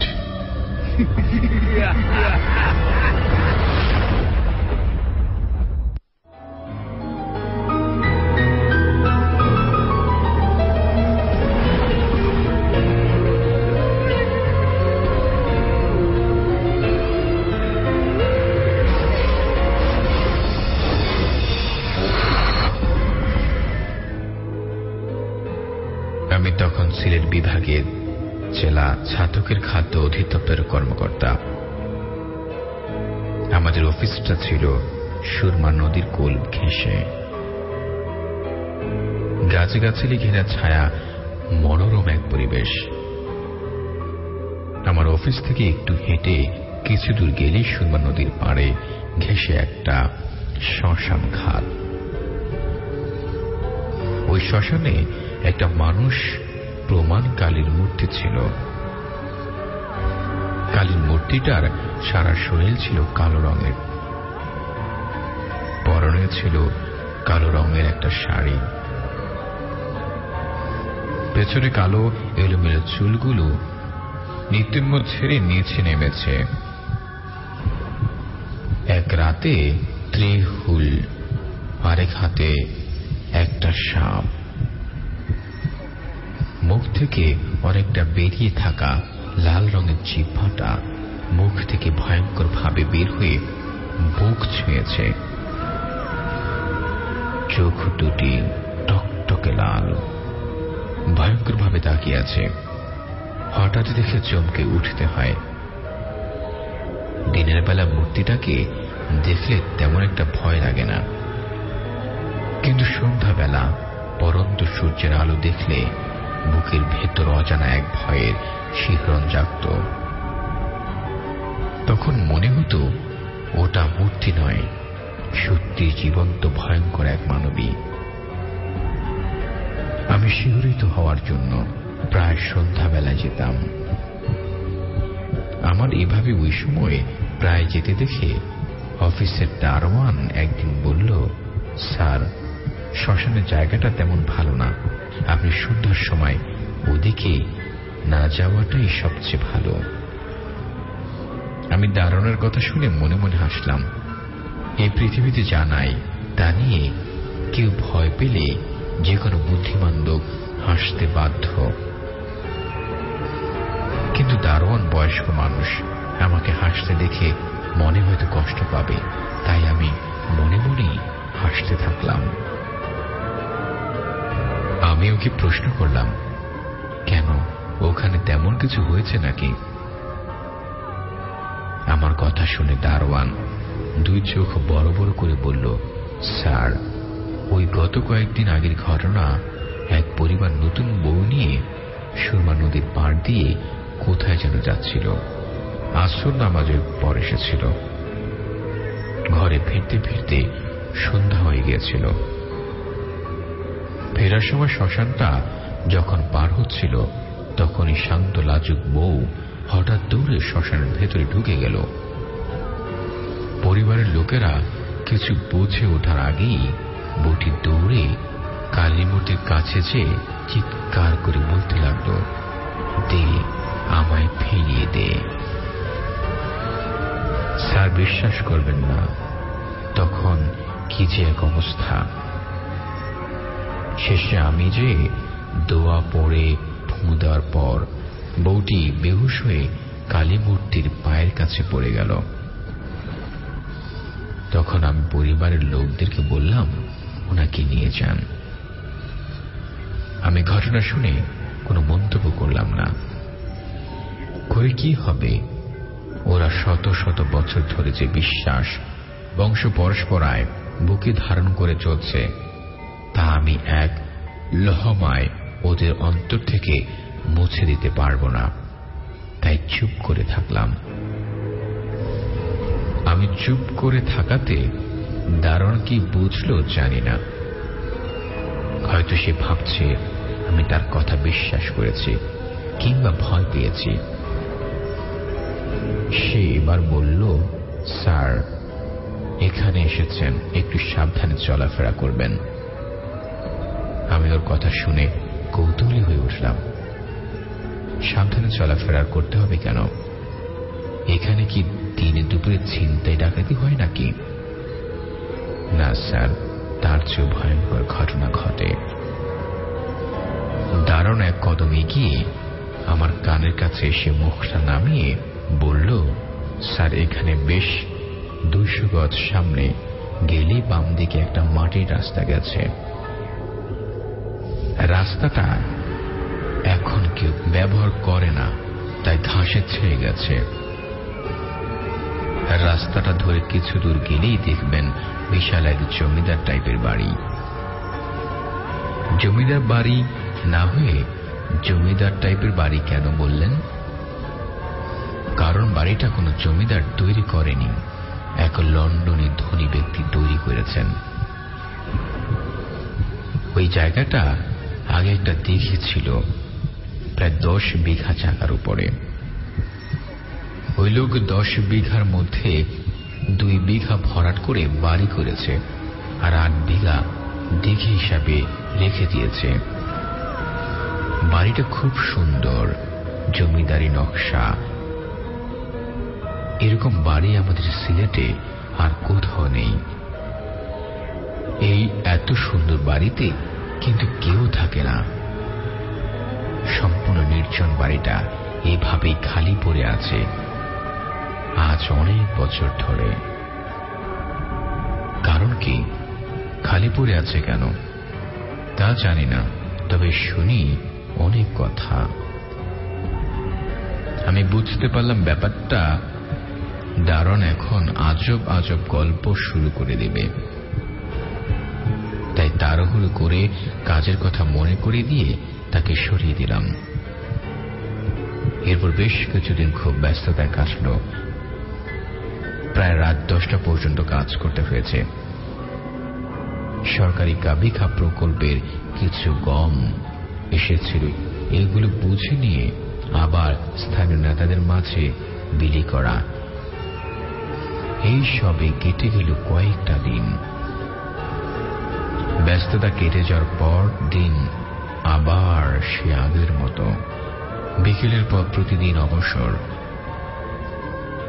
একদিন বিকেলে অফিসের হিসেব কিতাব মিলিয়ে অনেকটা অবসর পেয়ে গেলাম। অফিস থেকে বের হয়ে সুরমা নদীর পাড় ধরে হাঁটতে লাগলাম। রোদ আছে, তবে তার আলোটা তেমন তীর্যক না। যেহেতু তাপ আছে, সুরমা স্রোতে ভেসে বাতাস তা অনেকটা হিমেল হয়ে গেছে। আমি অলস পায়ে হাঁটতে হাঁটতে শ্মশান পার হয়ে অনেকটা সামনে এগিয়ে গেলাম। এদিকে অনেকটা নির্জন সুরমা নদীর, এখানে অনেকটা দূরে। আমি আস্তে আস্তে হাঁটছি আর দুপাশে তাকাচ্ছি। একসময় দেখতে পেলাম জমিদার বাড়িটা। ভেঙে চুরে যাওয়ার লোহার গেট দিয়ে ভেতরে ঢুকতেই দেখা যাচ্ছে বিশাল ঘেরাও দেওয়া এই বাড়িটা। জমকালো দোতলা বাড়ি, সামনে বাগান। যদিও এখানে এখন বুনো দুই একটা ফুল গাছ ছাড়া আর কোনো গাছ নেই। বাগানটার পরেই বাড়িটার সামনে অনেক উঁচু উঁচু দেব ঝাড়ু গাছ। সুরমা নদী বেয়ে আসা বাতাসে দুলছে। এত সুন্দর বাড়িটা বাইরে থেকে দেখে ভেতরে যাওয়ার লোকটা আর সামলাতে পারলাম না। আমি আস্তে আস্তে গেট পেরিয়ে ক্ষয়ে যাওয়া ইটের রাস্তা দিয়ে ভেতরে ঢুকলাম। বাড়িটার সামনে বিশাল লম্বা বারান্দা। বারান্দার পরে সেগুন গাছে 3টা দরজা, দুপাশে 2টো জানালা। মাঝখানের দরজাটি চেয়ে ছোট। মাঝখানের দরজাটি প্রায় 10 ফুট উঁচু। দরজা 3টাতেই প্রচুর নকশা কাটা। ঝড় বাদলে দরজার রঙগুলো কিছুটা ম্লান হলেও দেখতে বোঝা যায় দরজাগুলো এখনো মজবুত। বিশাল বিশাল 8টা জানালা, এগুলো বন্ধ। দেওয়ালেও বারান্দা আছে, সেখানে কাঠের নকশাদার রেলিং। রেলিংগুলো কালো রঙের, বোঝাই যাচ্ছে এগুলো গর্জন কাঠের। এগুলো শক্ত। বাড়ির ছাদটা টিনের চালের লাল রঙের সিরামিক ইটের টালি দিয়ে ছাওয়া। ইটের লাল রঙের জলুসটা নেই। আমি এক মনে দেখছি আর ভাবছি কি সুন্দর বাড়িটা। একটু বায়ে ঘুরে সামনে এগিয়ে যেতে বুকের ভেতর হৃৎপিণ্ডটা লাফ দিয়ে উঠল। নারী কণ্ঠে কে যেন কথা বলল। পেছনে ফিরেই দেখি বরফ সাদা রঙের শাড়ি পরা বেশ লম্বা, হালকা পাতলা গড়নের অপূর্ব সুন্দরী এক তরুণী। আমি অনেকটা অবাক হয়ে তাকিয়ে থাকলাম। তরুণী আমাকে প্রশ্ন করল, কাকে চাচ্ছেন? আমি দ্রুত নিজেকে সামলে নিলাম। কাউকে না। হাঁটতে হাঁটতে সুন্দর নির্জন বাড়িটা চোখে পড়ল, তাই একটু দেখছি। তরুণী ফিট করে হেসে ফেলল। এই পুরাতন বাড়ি দেখার কি আছে? আপনি যেভাবে মনোযোগ দিয়ে দেখছেন, আমি অনেকক্ষণ হয় এসেছি, আপনার তন্ময়তা ডাকিনি। আমি এই বাড়িতে থাকি। আমি যতটুকু শুনেছি এই বাড়িতে কেউ থাকে না। আপনি ঠিকই শুনেছেন। আমি আমি লন্ডন থেকে গতকাল এসেছি বাড়িটা বিক্রির ব্যাপারে। আপনি? আমি আপনাদের স্থানীয় কেউ না। সে আপনার ভাষার উচ্চারণ শুনে বুঝেছি। তা কিভাবে আমাদের এখানে এলেন? আমি বাংলাদেশ খাদ্য মন্ত্রণালয়ে চাকরি করি। বেশ কিছুদিন হল OCLSD হিসাবে পোস্টিং এসেছি। ও, চলুন যা যাক। কোথায়? বাহ, বাড়ির সামনেটাই দেখবেন, পেছনের দিকটা দেখবেন না? পেছনটাও দেখা যাবে নাকি? তাহলে তো ভালোই হয়। তরুণীর সামনে চলতে লাগলো। আমি পেছন পেছন যাচ্ছি। সাদা শাড়িতে খুব সুন্দর লাগছে। চিকন কোমরের নিচে শাড়ির আঁচল বাতাসে উঠছে আর নামছে। তরুণী শাড়িটি এমন ভাবে পরেছে পাটুকুও তার দেখা যাচ্ছে না।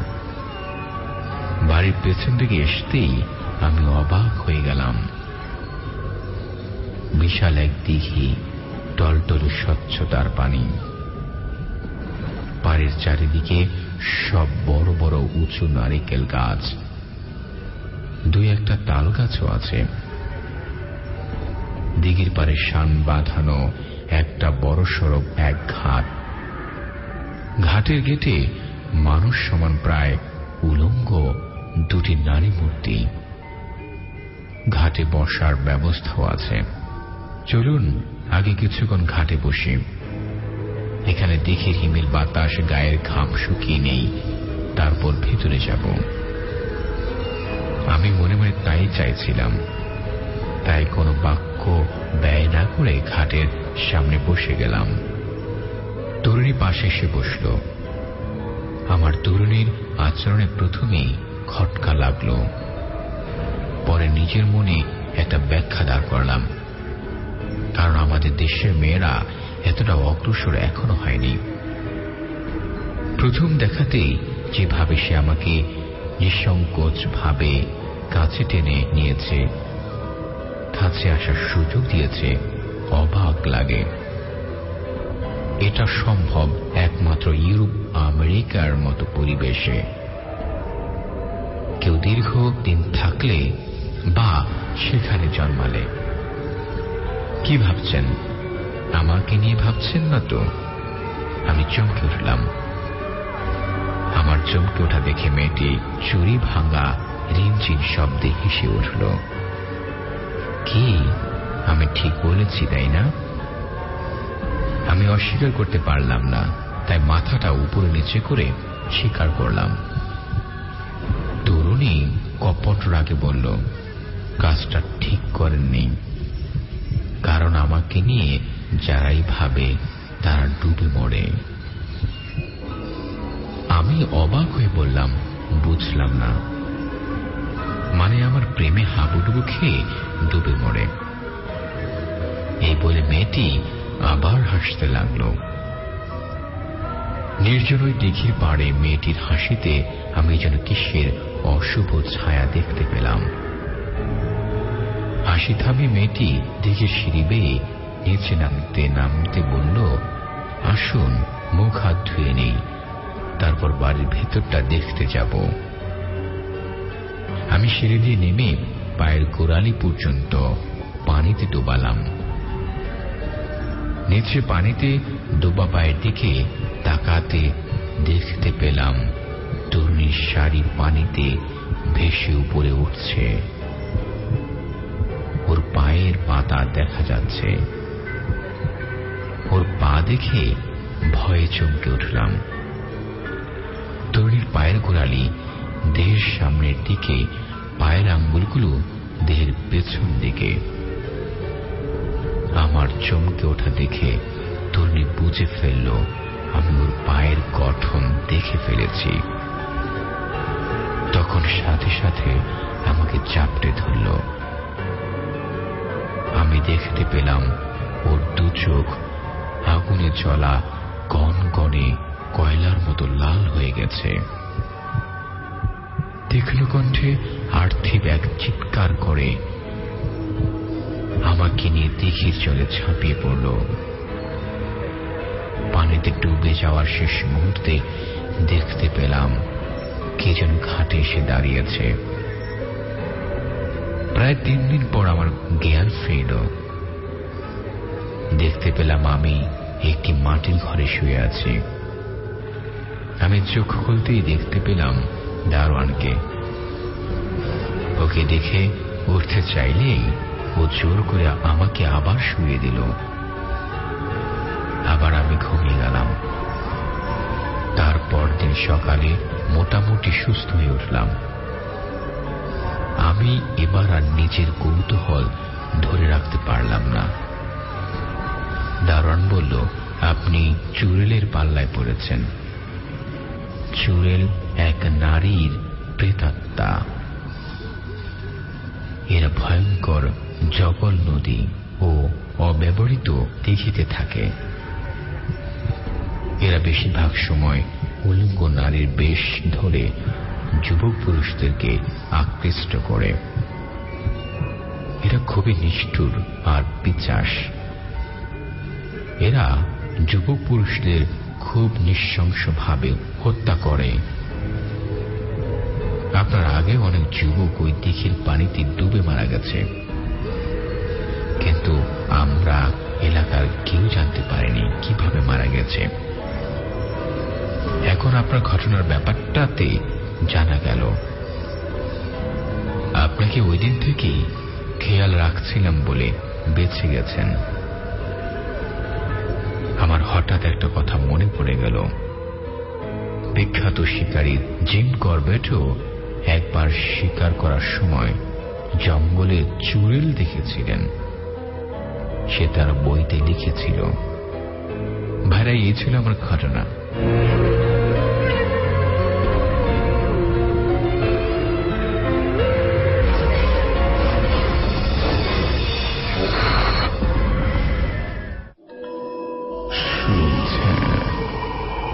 ভৌতিক 90.8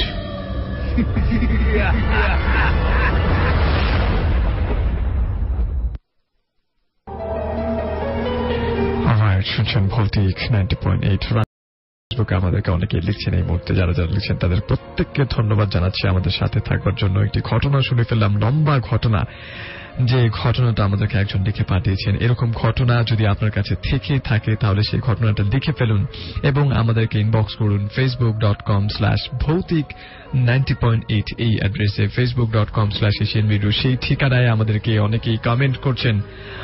যারা যারা কমেন্ট করছেন তাদেরকে ধন্যবাদ জানাচ্ছি, এবং অনেকেই যারা এখন পর্যন্ত কমেন্ট করছেন না তারা কিন্তু ঠু মেরে দেখতে পারেন এবং আমাদেরকে কমেন্ট করতে পারেন। শহীদুল শুভ তিনি বলছেন, ভাই শুনবো ঠিক রাত 2টো পর্যন্ত ভৌতিক 90.8। সালাউদ্দিন আহমেদ তিনি আমার কাছে সাথে রয়েছেন। তিনি বলছেন, খুব খারাপ লাগে যখন মাঝে মাঝে অনুষ্ঠান করা হয় না। রেজওয়ান আহমেদ ইমন তিনি বলছেন, ভাই আমি রেজওয়ান আহমেদ ইমন, ঢাকা খিলগাঁও থেকে। আমি ভৌতিক আগের থেকে শুনি, কিন্তু আজকে প্রথমবার কমেন্ট করলাম। আমার কাছে ভৌতিক অনেক বেশি ভালো লাগে, এন্ড আই লাভ ভৌতিক। রুদ্র আহমেদ রনি আমাদেরকে কমেন্ট করেছেন। আলমগীর হোসেন শিপন তিনি বলছেন, আমি শিপন, আমিও আমার ছোট ভাই ইফতেখার আপনাদের শো শুনে অনেক ভয় পাচ্ছি, ধন্যবাদ।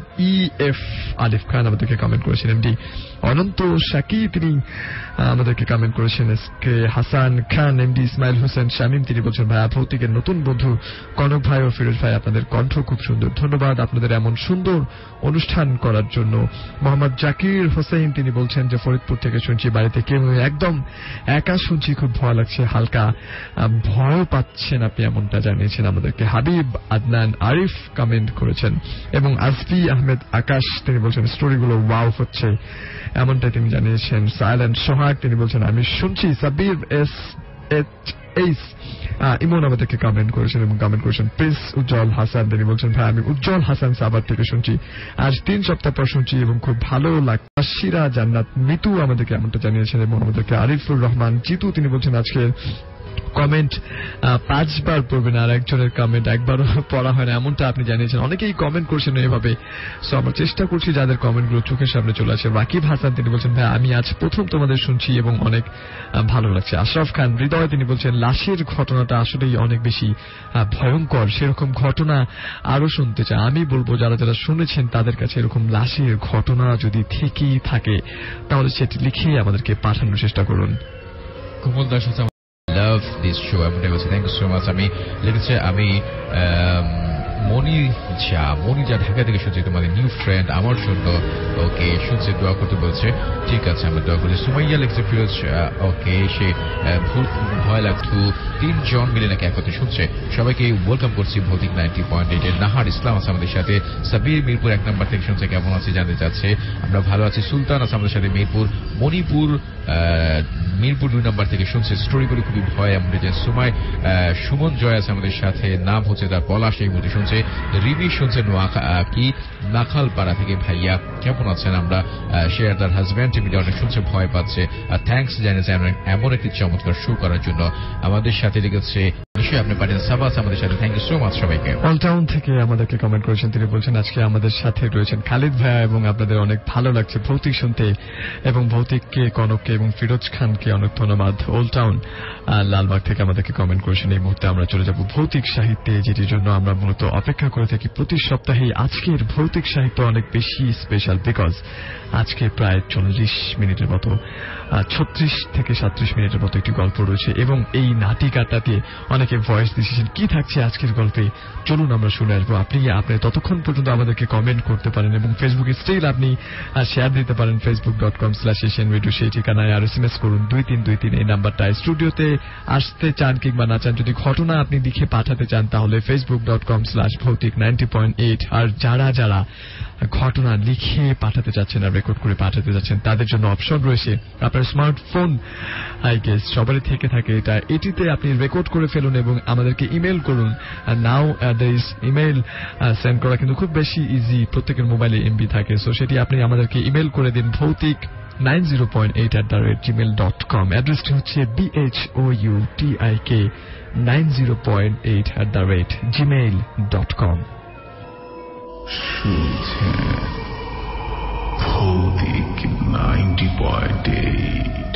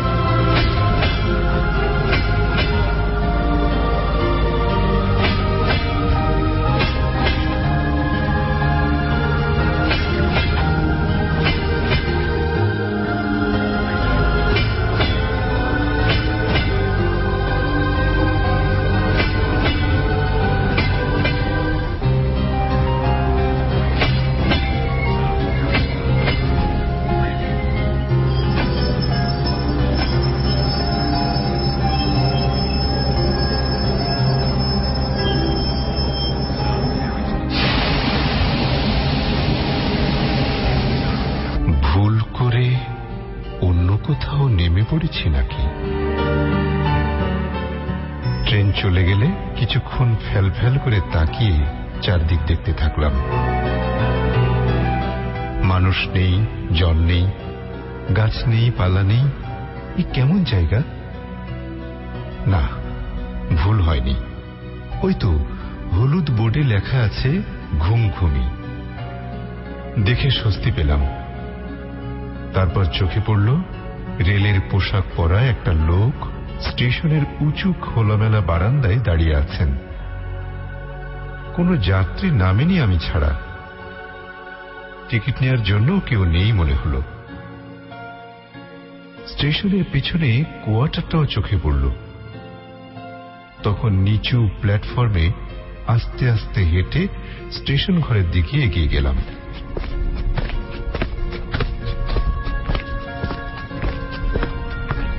বলা বাহুল্য খুব হতাশ হয়ে গেছি। এমন একটা অখাদ্য নির্জন স্টেশনে অরুণ মামা থাকেন ভাবতেই পারিনি। চারদিকে ধুধু রুক্ষ মাঠ, কদাচিৎ দূরে একটা গাছ, সেও একেবারে ন্যাড়া, আর এদিকে ওদিকে ছোটখাটো পাহাড় বা টিলা। রেল লাইনটা এই মাঠ পেরিয়ে দিগন্তে গিয়ে মিশেছে। কেমন একটা শূন্যতা খা খা করছে চারপাশে। রেলের পোশাক পরা লোকটি আমার দিকে তাকিয়েছিলেন। মুখে গোঁফ দাড়ি দেখে আমি সঙ্গে সঙ্গে চিনতে পারিনি অরুণ মামাকে। বললাম, আচ্ছা, স্টেশন মাস্টার অরুণ রায় কি আছেন, না বদলি হয়ে গেছেন?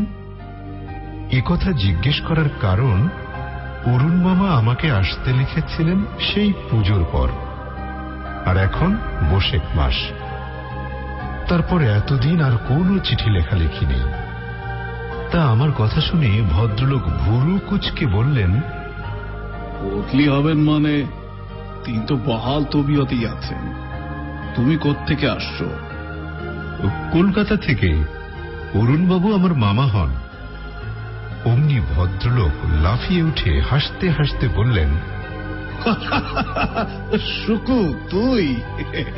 ওরে, তুই আর তো বড় হয়েছিস, তোকে যে চেনা যাচ্ছে না রে। আর আমিও দাড়ি গোফের আড়ালে অনেকদিন আগে দেখা মুখখানা আবিষ্কার করে ফেলেছি তক্ষুনি। বললাম, ও মামা, আপনাকেও যে চেনা যাচ্ছে না, দাড়ি গোপ রেখে একেবারে সাধু সন্ন্যাসী হয়ে গেছেন যে। অরুণ মামা আমাকে জাপটে ধরে এগিয়ে গেলেন। স্টেশন ঘরের দরজায় পয়েন্টসম্যানকে ডেকে বললেন, ভজুয়া, কে এসেছে দেখছিস? আমার ভাগ্নে সুকুমার। ভজুয়া আমাকে সেলাম দিয়ে হাসল। অরুণ মামা বললেন, বাবা ভজুয়া, আমি একে কোয়ার্টারে নিয়ে যাই, তুই থাকিস। সন্ধ্যা 6টার ডাউন আসার সময় হয়ে গেল, সিগন্যাল দিয়ে রাখ। ওকে আরো কিছু নির্দেশ দিয়ে অরুণ মামা আমাকে নিয়ে চলতে থাকলেন। গেট পেরিয়ে একটা চটান মতো জায়গায় কুয়ো আছে দেখলাম। কুয়োর কাছে একটি দেহাতি মেয়ে বালতি করে জল তুলছিল। ঘুমটা টানলো আমাদের দেখে। অরুণ মামা বললেন, লক্ষ্মী বউ, বলতো একে? বলতে পারলি না তো?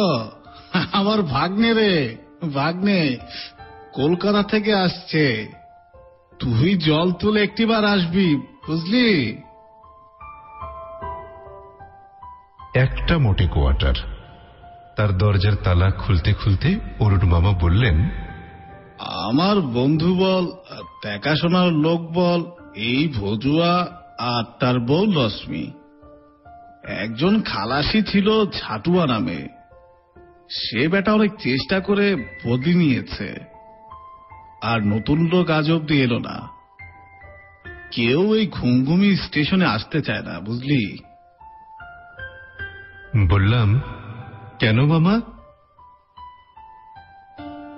অরুণ মামা ঘরে ঢুকে বললেন, কেন তা বুঝতে পারছিস না চুকু? এই পাণ্ডব বর্জিত নির্জন জায়গায় কেউ থাকতে চায়? কিছুক্ষণের মধ্যেই মানুষ এখানে হাঁপিয়ে উঠবে। আপনি আছেন যে, তাছাড়া ওই ভজুয়া আর তার বউ তো আছে। অরুণ মামা আমার প্রশ্ন শুনে একটু হেসে বললেন, এর কোন স্পষ্ট জবাব দেওয়া সত্যি কঠিন রে শুকু। শুধু এইটুকু বলতে পারি, নির্জন জায়গায় থাকতে কোনো কোনো মানুষ হয়তো ভালোবাসে। এই দেখ না, আমি প্রথমে কিছুদিন ভালো লেগেছিল, তারপর খারাপ লাগতে শুরু করলো। তখন পড়াশোনায় মন দিলাম। রাজ্যের বইপত্তর কিনে আনি জনসন শহর থেকে, আর ওটাই পড়তে থাকি। তারপর সয়ে গেল সব। এখন বরং এই জায়গা থেকে চলে যেতে হলে খুব কষ্ট পাবো। যাগে, তুই 48 ঘন্টার জার্নিতে ক্লান্ত। বারান্দায় বালতিতে জল আছে, হাত মুখ ধুয়ে নে, আমি চা জল খাবারের জোগাড় করি। অরুণ মামা চোখ নাচিয়ে ফের বললেন, বুঝতেই তো পারছিস, সপাক খাই, কিন্তু আমার রান্নার স্বাদ পেলে আর কলকাতায় ফিরতে ইচ্ছে করবে না তোর। আজকে রাতে কি রান্না করব জানিস? পাঁঠার মাংস। পাঁঠার মাংস? এখানে কোথায় পেলেন মামা? মাইল 5 দূরে চন্ডিকা দেবীর মন্দির আছে, কাল তোকে নিয়ে যাব সেখানে। মন্দিরের পুরোহিতের সঙ্গে আমার খুব খাতির আছে। বলি পড়লেই প্রসাদী মাংস পাঠিয়ে দেন। এ কথা বলে অরুণ মামা কেরোসিন কুকার ধরাতে ব্যস্ত হলেন। আমি ভেতরের বারান্দায় গিয়ে বালতির ঠান্ডা জলে হাত মুখ পা রগড়ে ধুলাম।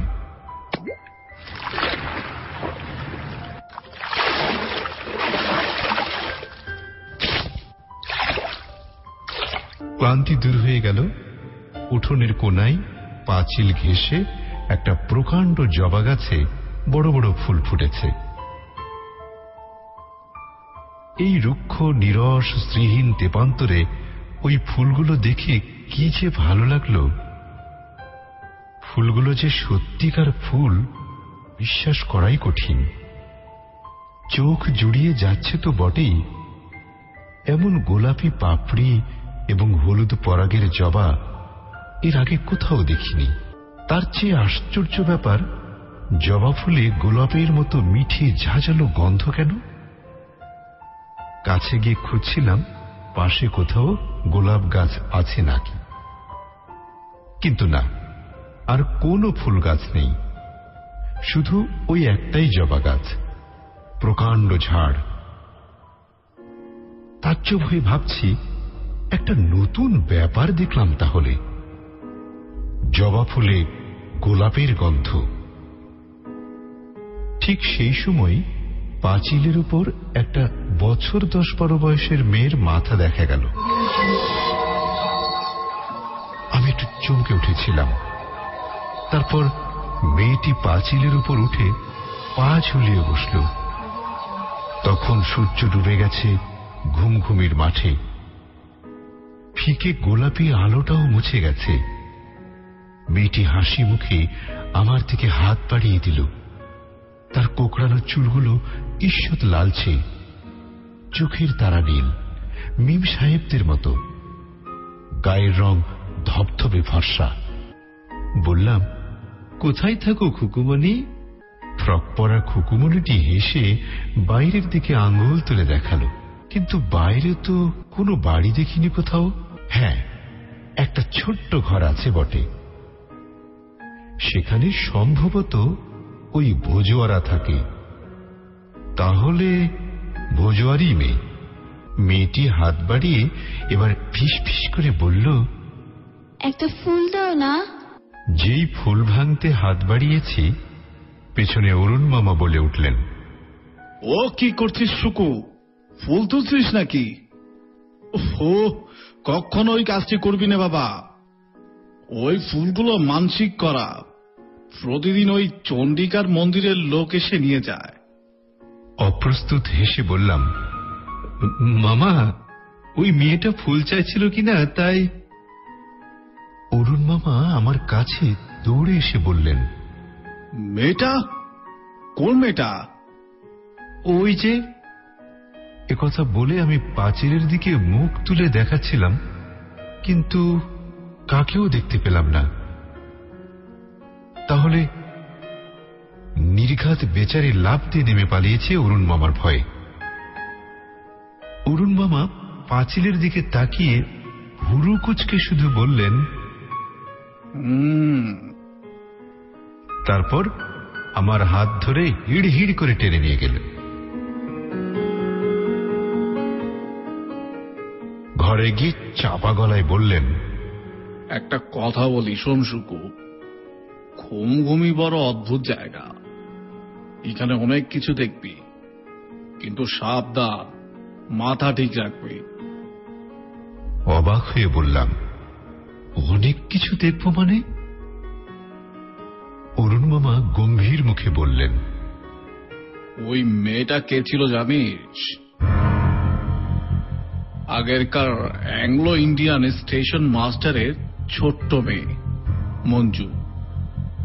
বছর 10 আগে মঞ্জু ট্রেনে কাটা পড়েছিল। আনমনে লাইনের উপর খেলা করছিল, ট্রেনের হুইসেল শুনতে পায়নি। শিউরে উঠেছি সঙ্গে সঙ্গে। তাহলে কি আমি মঞ্জুর ভূত দেখলাম? অসম্ভব। আমি প্রত্যক্ষ দেখলাম। নিশ্চয় মামা আমার সঙ্গে তামাশা করছেন। মনের তলায় ভয়ে এসে চুপি চুপি দাঁড়িয়েছে বটে, কিন্তু মুখের ভাবে সাহস রেখে হেসে বললাম, ভূতটাতে আমার বিশ্বাস নেই মামা। অরুণ মামা হাসলেন না একটু, আরো গম্ভীর হয়ে বললেন, তুমি এখন সমস্ত ছেলেটি হয়ে উঠেছ, ভূত প্রেতে বিশ্বাস না থাকারই কথা। বিশেষ করে তুমি কলকাতায় থাকো, সেখানে আলোর দেশ। কিন্তু বাবা সুকু, এ হলো অন্ধকারের দেশ। শহর তো দূরের কথা, গ্রাম বলতে ধারে কাছে কিচ্ছু নেই। সবচেয়ে কাছের গ্রামটির দূরত্ব মাত্র 7 মাইল। অবশ্য দেবী চণ্ডিকার মন্দির আছে মাইল 5 দূরে, কিন্তু সেখানে থাকেন শুধু পূজারী আর তার একজন লোক। তাই বলছি, এই ঘুমঘুমি স্টেশনে বিচিত্র ব্যাপার তুমি দেখতেই পাবে। অরুণ মামাকে অবিশ্বাস করাও তো যায় না। আমার মায়ের দূর সম্পর্কের দাদা, এই ভদ্রলোককে অবশ্য খুব কমই দেখেছি আমাদের বাসায়। 2 বছর অন্তর একবার করে দেখা দিয়ে এসেছেন মাত্র, তারপর আর পাত্তা নেই। গত 2 বছর এমনি বেমালুম নিপাত্তা থাকার পর পুজোর ঠিক আগে একটা চিঠি পেয়েছিলাম। ঠিকানা দিয়ে আসতে লিখেছিলেন, আসার সময় পাইনি। হঠাৎ কদিন আগে মা একটা কি যেন দুঃস্বপ্ন দেখেন, খুলে বলেননি, কিন্তু তারপর থেকেই তাগিদ দিচ্ছিলেন ওই অরুণদার কাছে গিয়ে যেন খবর নিয়ে আসি কেমন আছেন। তাই এমনি করে আসা। কিন্তু ওই অল্প স্বল্প পরিচয়ে অরুণ মামাকে যতটুকু জেনেছিলাম, মনে হয়েছিল উনি বেশ জেদি, গম্ভীর প্রকৃতির এবং সাহসী মানুষ, যাকে বলে ডান পিটে। এখনো বিয়ে করেননি, কাছের আত্মীয় স্বজন কেউ কোথাও নেই, একা থাকেন বরাবর। ওর মতো মানুষের পক্ষে ঘুমঘুমি আদর্শ জায়গা হলেও অবাক হওয়ার কিছু নেই। কিন্তু এমন ভুতুড়ে ব্যাপারের মধ্যে উনি পড়ে আছেন যে বেশ অবাক হলাম। ফের হেসে বললাম, তাহলে মঞ্জুকে আপনি অনেকবার দেখেছেন মামা? খুব জ্বালাই বুঝি? অরুণ মামা মাথা দুলিয়ে বললেন, হ্যাঁ, মেয়েটি বাজির পা ঝাড়া, সারাক্ষণ জ্বালা। স্টেশনে আপন মনে কাজ, হঠাৎ কাগজপত্র ছড়িয়ে দিয়ে খিলখিল করে হাসতে হাসতে মাঠের দিকে পালিয়ে যায়। অজুয়াকে জিজ্ঞেস করে দেখিস না, ওকে কি কম জ্বালায়? ওর টিকি ধরে টালে, হাঁটুর পেছনে আচমকা সুরসুরি দেয়, আর ফজুয়া আছাড় খায়। বাজি মেয়েটার জন্য বড্ড ঝামেলায় পড়তে হয় মাঝে মাঝে।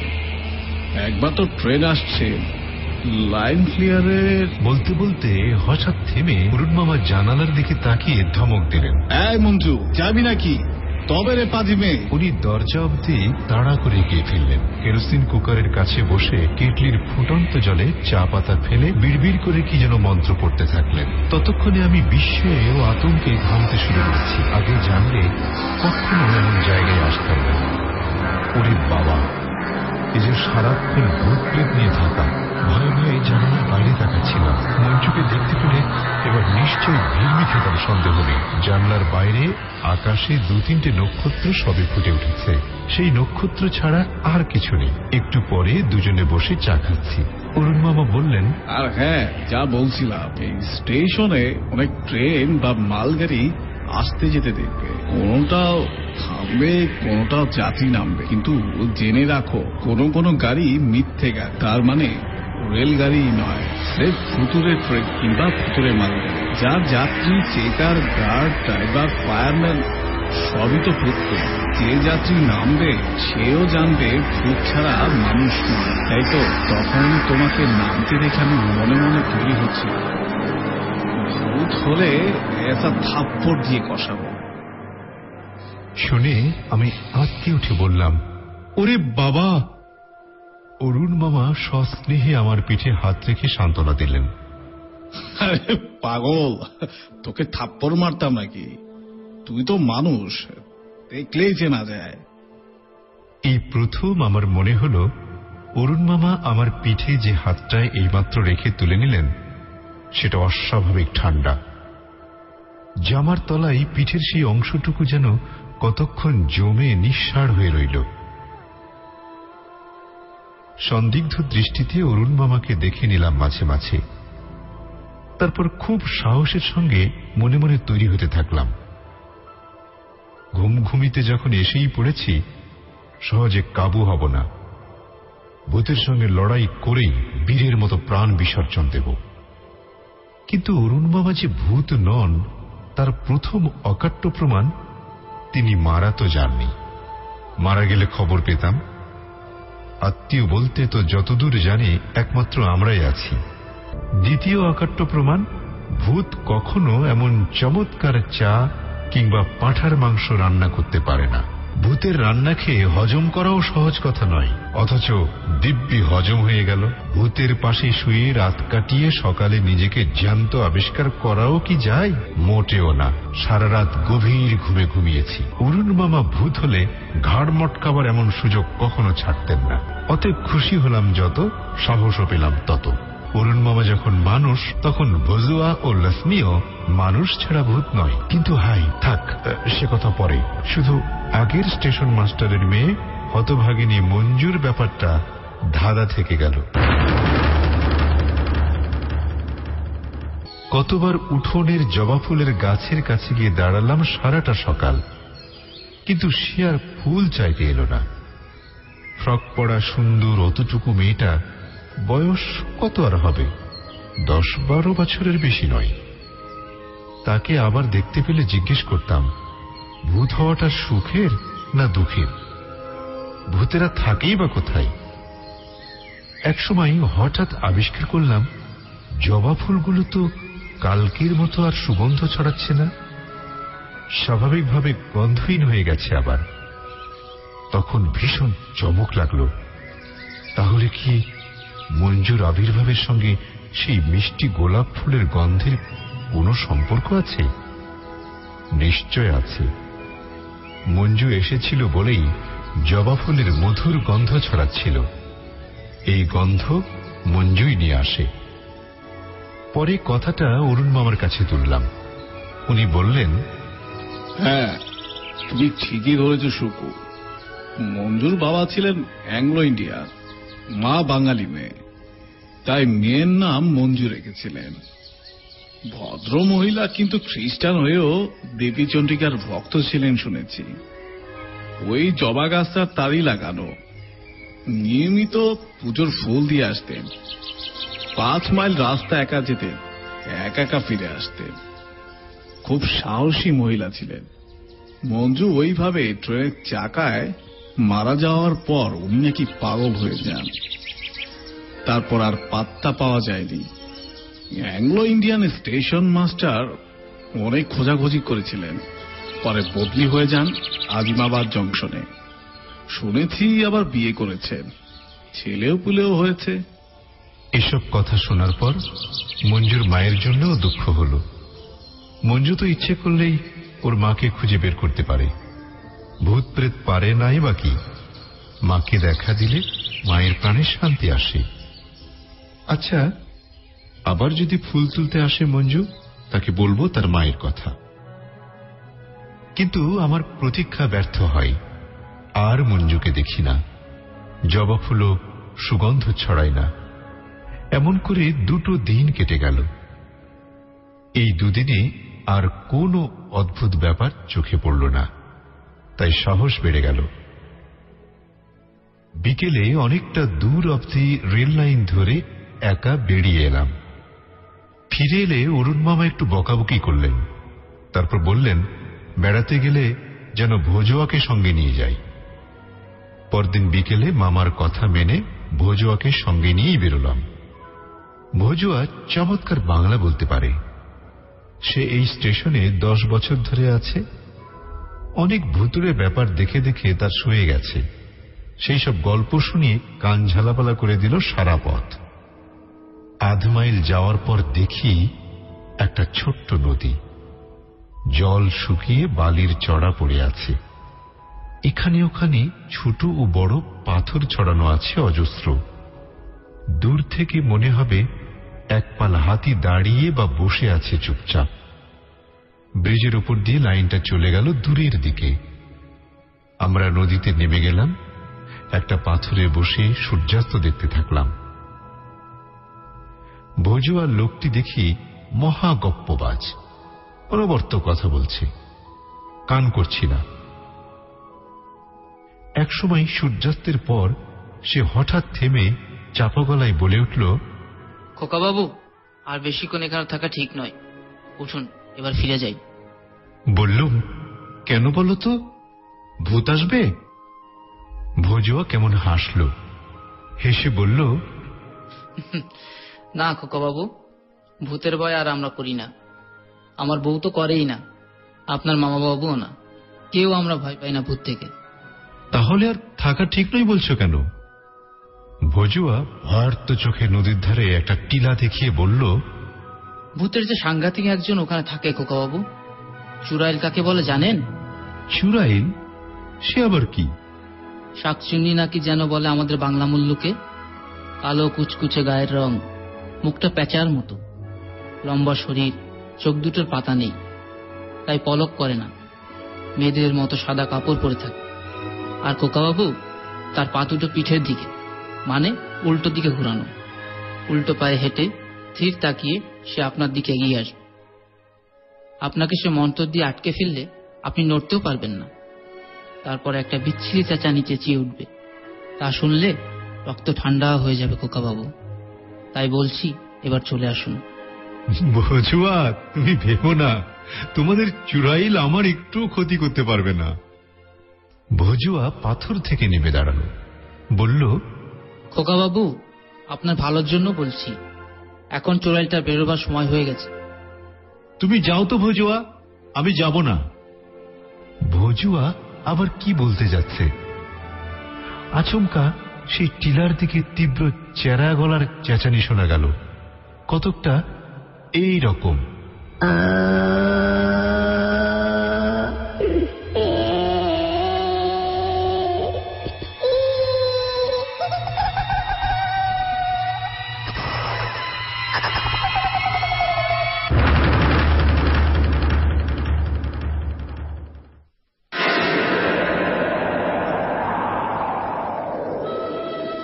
ভজুয়া ঠিক বলেছিল, ওই চিৎকার কখনো মানুষের তো নয়, কোনো জন্তুরও নয়। পৃথিবীর কোনো শরীরী প্রাণী অমন অমানসিক চিৎকার করতেই পারে না। ওই চিৎকার শুনলে সত্যি গায়ের রক্ত হিম হয়ে যায়, হৃৎপিণ্ডে খিল ধরে, শ্বাস প্রশ্বাস ফেলতেও মনে থাকে না। ভজুয়াকে দেখলাম চোখের পলকে ব্রিজের উপর পৌঁছে গেছে। আমার পা দুটো আটকে গেছে নদীর বালিতে। পাথর থেকে নেমেছি, কিন্তু পা তোলার ক্ষমতা নেই। সেই অবস্থায় টিলাটার দিকে তাকিয়ে দেখি, হ্যাঁ, একটা আবছা মূর্তি তরতর করে নেমে আসছে আমার দিকে। ওই তাহলে চুড়াইল, এবং সত্যি আমি আটকে গেছি, নড়তেও পারছি না। কয়েক মুহূর্ত পরে নদীর কিনারায় পৌঁছে গেল চুড়াইলটা। তারপর পাথর ডিঙিয়ে আমার দিকে এগিয়ে এলো। যে পাথরে বসেছিলাম একটু আগে, সেটার উপর এসে দাঁড়াতেই তাকে স্পষ্ট দেখতে পেলাম। ভজুয়া ঠিকই বলেছিল, অমন কুৎসিত ভয়ঙ্কর চেহারা কখনো দেখিনি, কল্পনাও করিনি।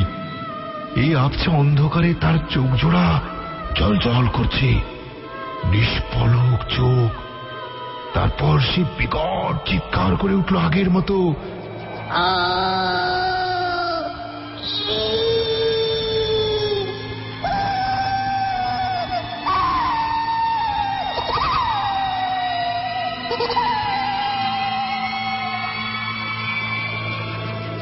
আমার কানে যেন ঠান্ডা বরফের মতো সুচ ঢুকে গেল। সঙ্গে সঙ্গে জ্ঞান হারিয়ে ফেললাম।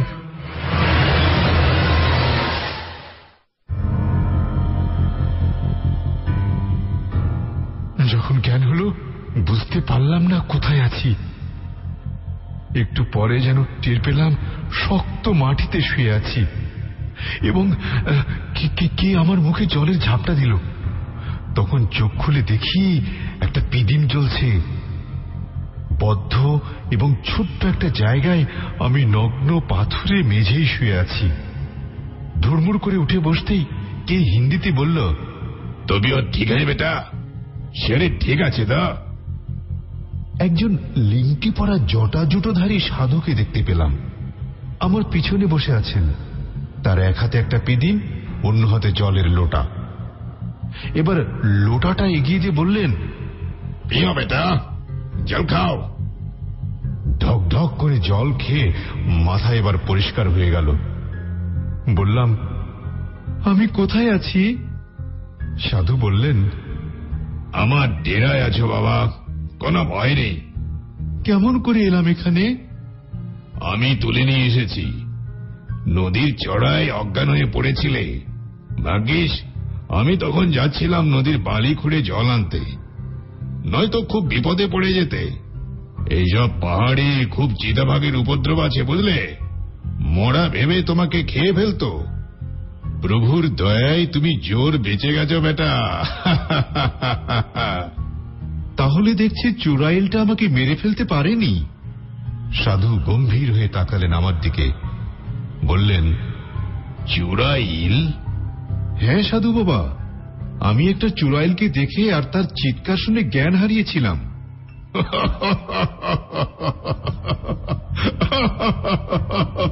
ও বুঝেছি, তুমি কাকে চুরাইল বলছো।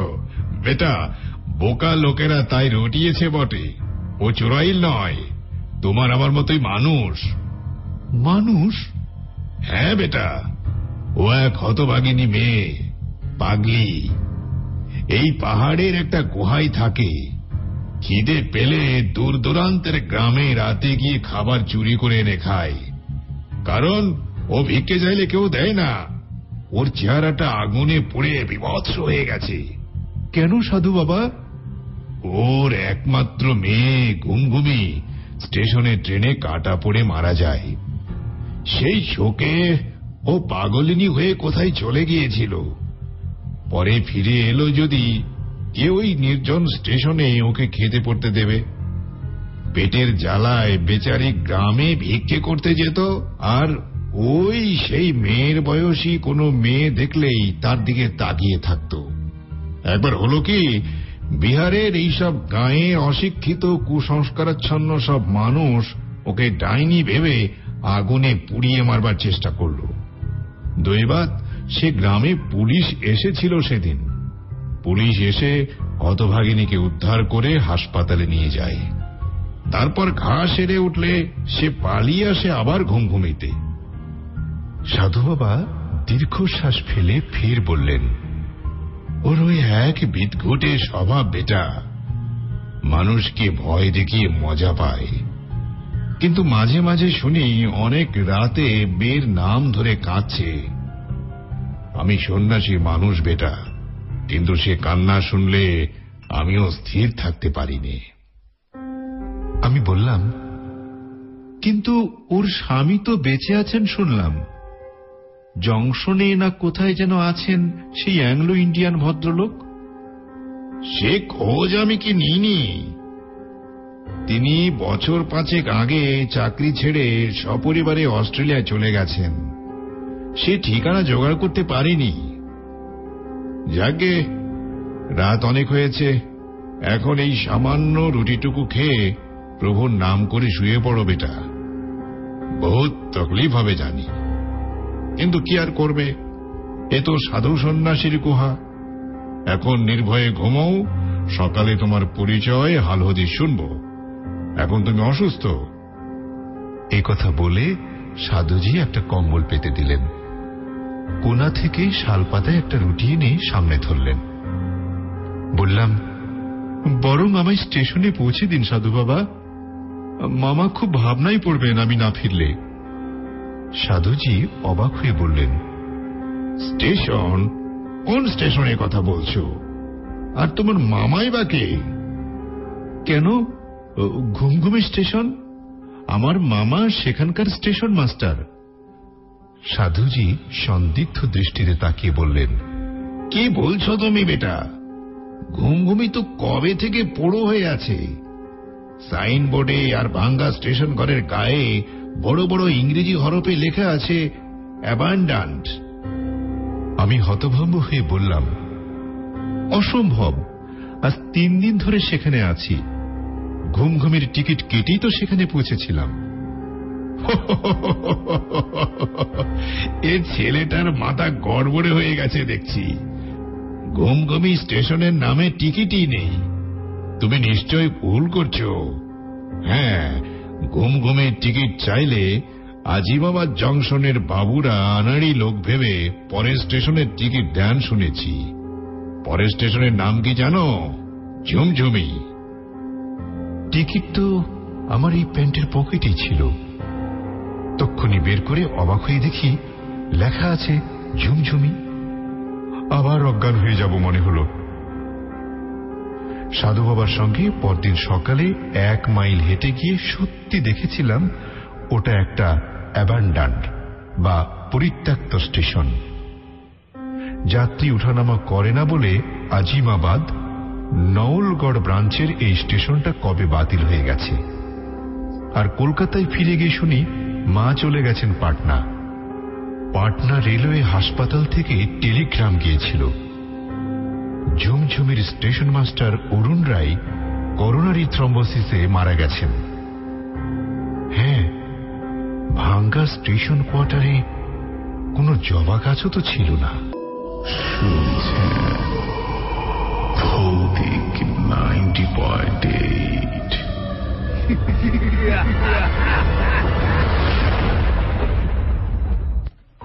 অলরাইট, শুনছেন ভৌতিক 90.8। আমরা এখানে শেষ করবো, বা শেষ মুহূর্তে যাওয়ার আগে বেশ কিছু প্রাপ্তি স্বীকার করে নিতে চাই। যারা যারা পুরো সময়টা জুড়ে আমাদের সাথে ছিলেন তাদের সবাইকে আগামী সপ্তাহে পুনরায় জয়েন করার অনুরোধ করবো। এবং আজকের গল্পটা কেমন লাগলো সেই মন্তব্যগুলো এখন পর্যন্ত আজকে করতে না পারলেও কালকেই করে দিতে পারবেন রশিদুজ্জামান সুজন, শহীদুল শুভ, AH তন্ময়, শাওন, তানিজ, ইভান ইসলাম। তিনি বলছেন রিয়েল পেজ কিনা? Yes, that is the real page. রয়েছেন সালাউদ্দিন আহমেদ, মোহাম্মদ আরিফ ইসলাম, কনক ভাই, আমিও সাথী আছি এমনটা জানিয়েছেন। মজিদ প্রদেশী তিনি বলছেন আই লাভ ভৌতিক। রুদ্র আহমেদ রনি আমাদের সাথে জয়েন করে ফেলেছিলেন। আলমগীর হোসেন শিপন তিনি পুরোটা সময় জুড়ে আমাদের সাথে ছিলেন। শাকিল হাসান সোহেল তিনি বলছেন কাজী নজরুল ইসলাম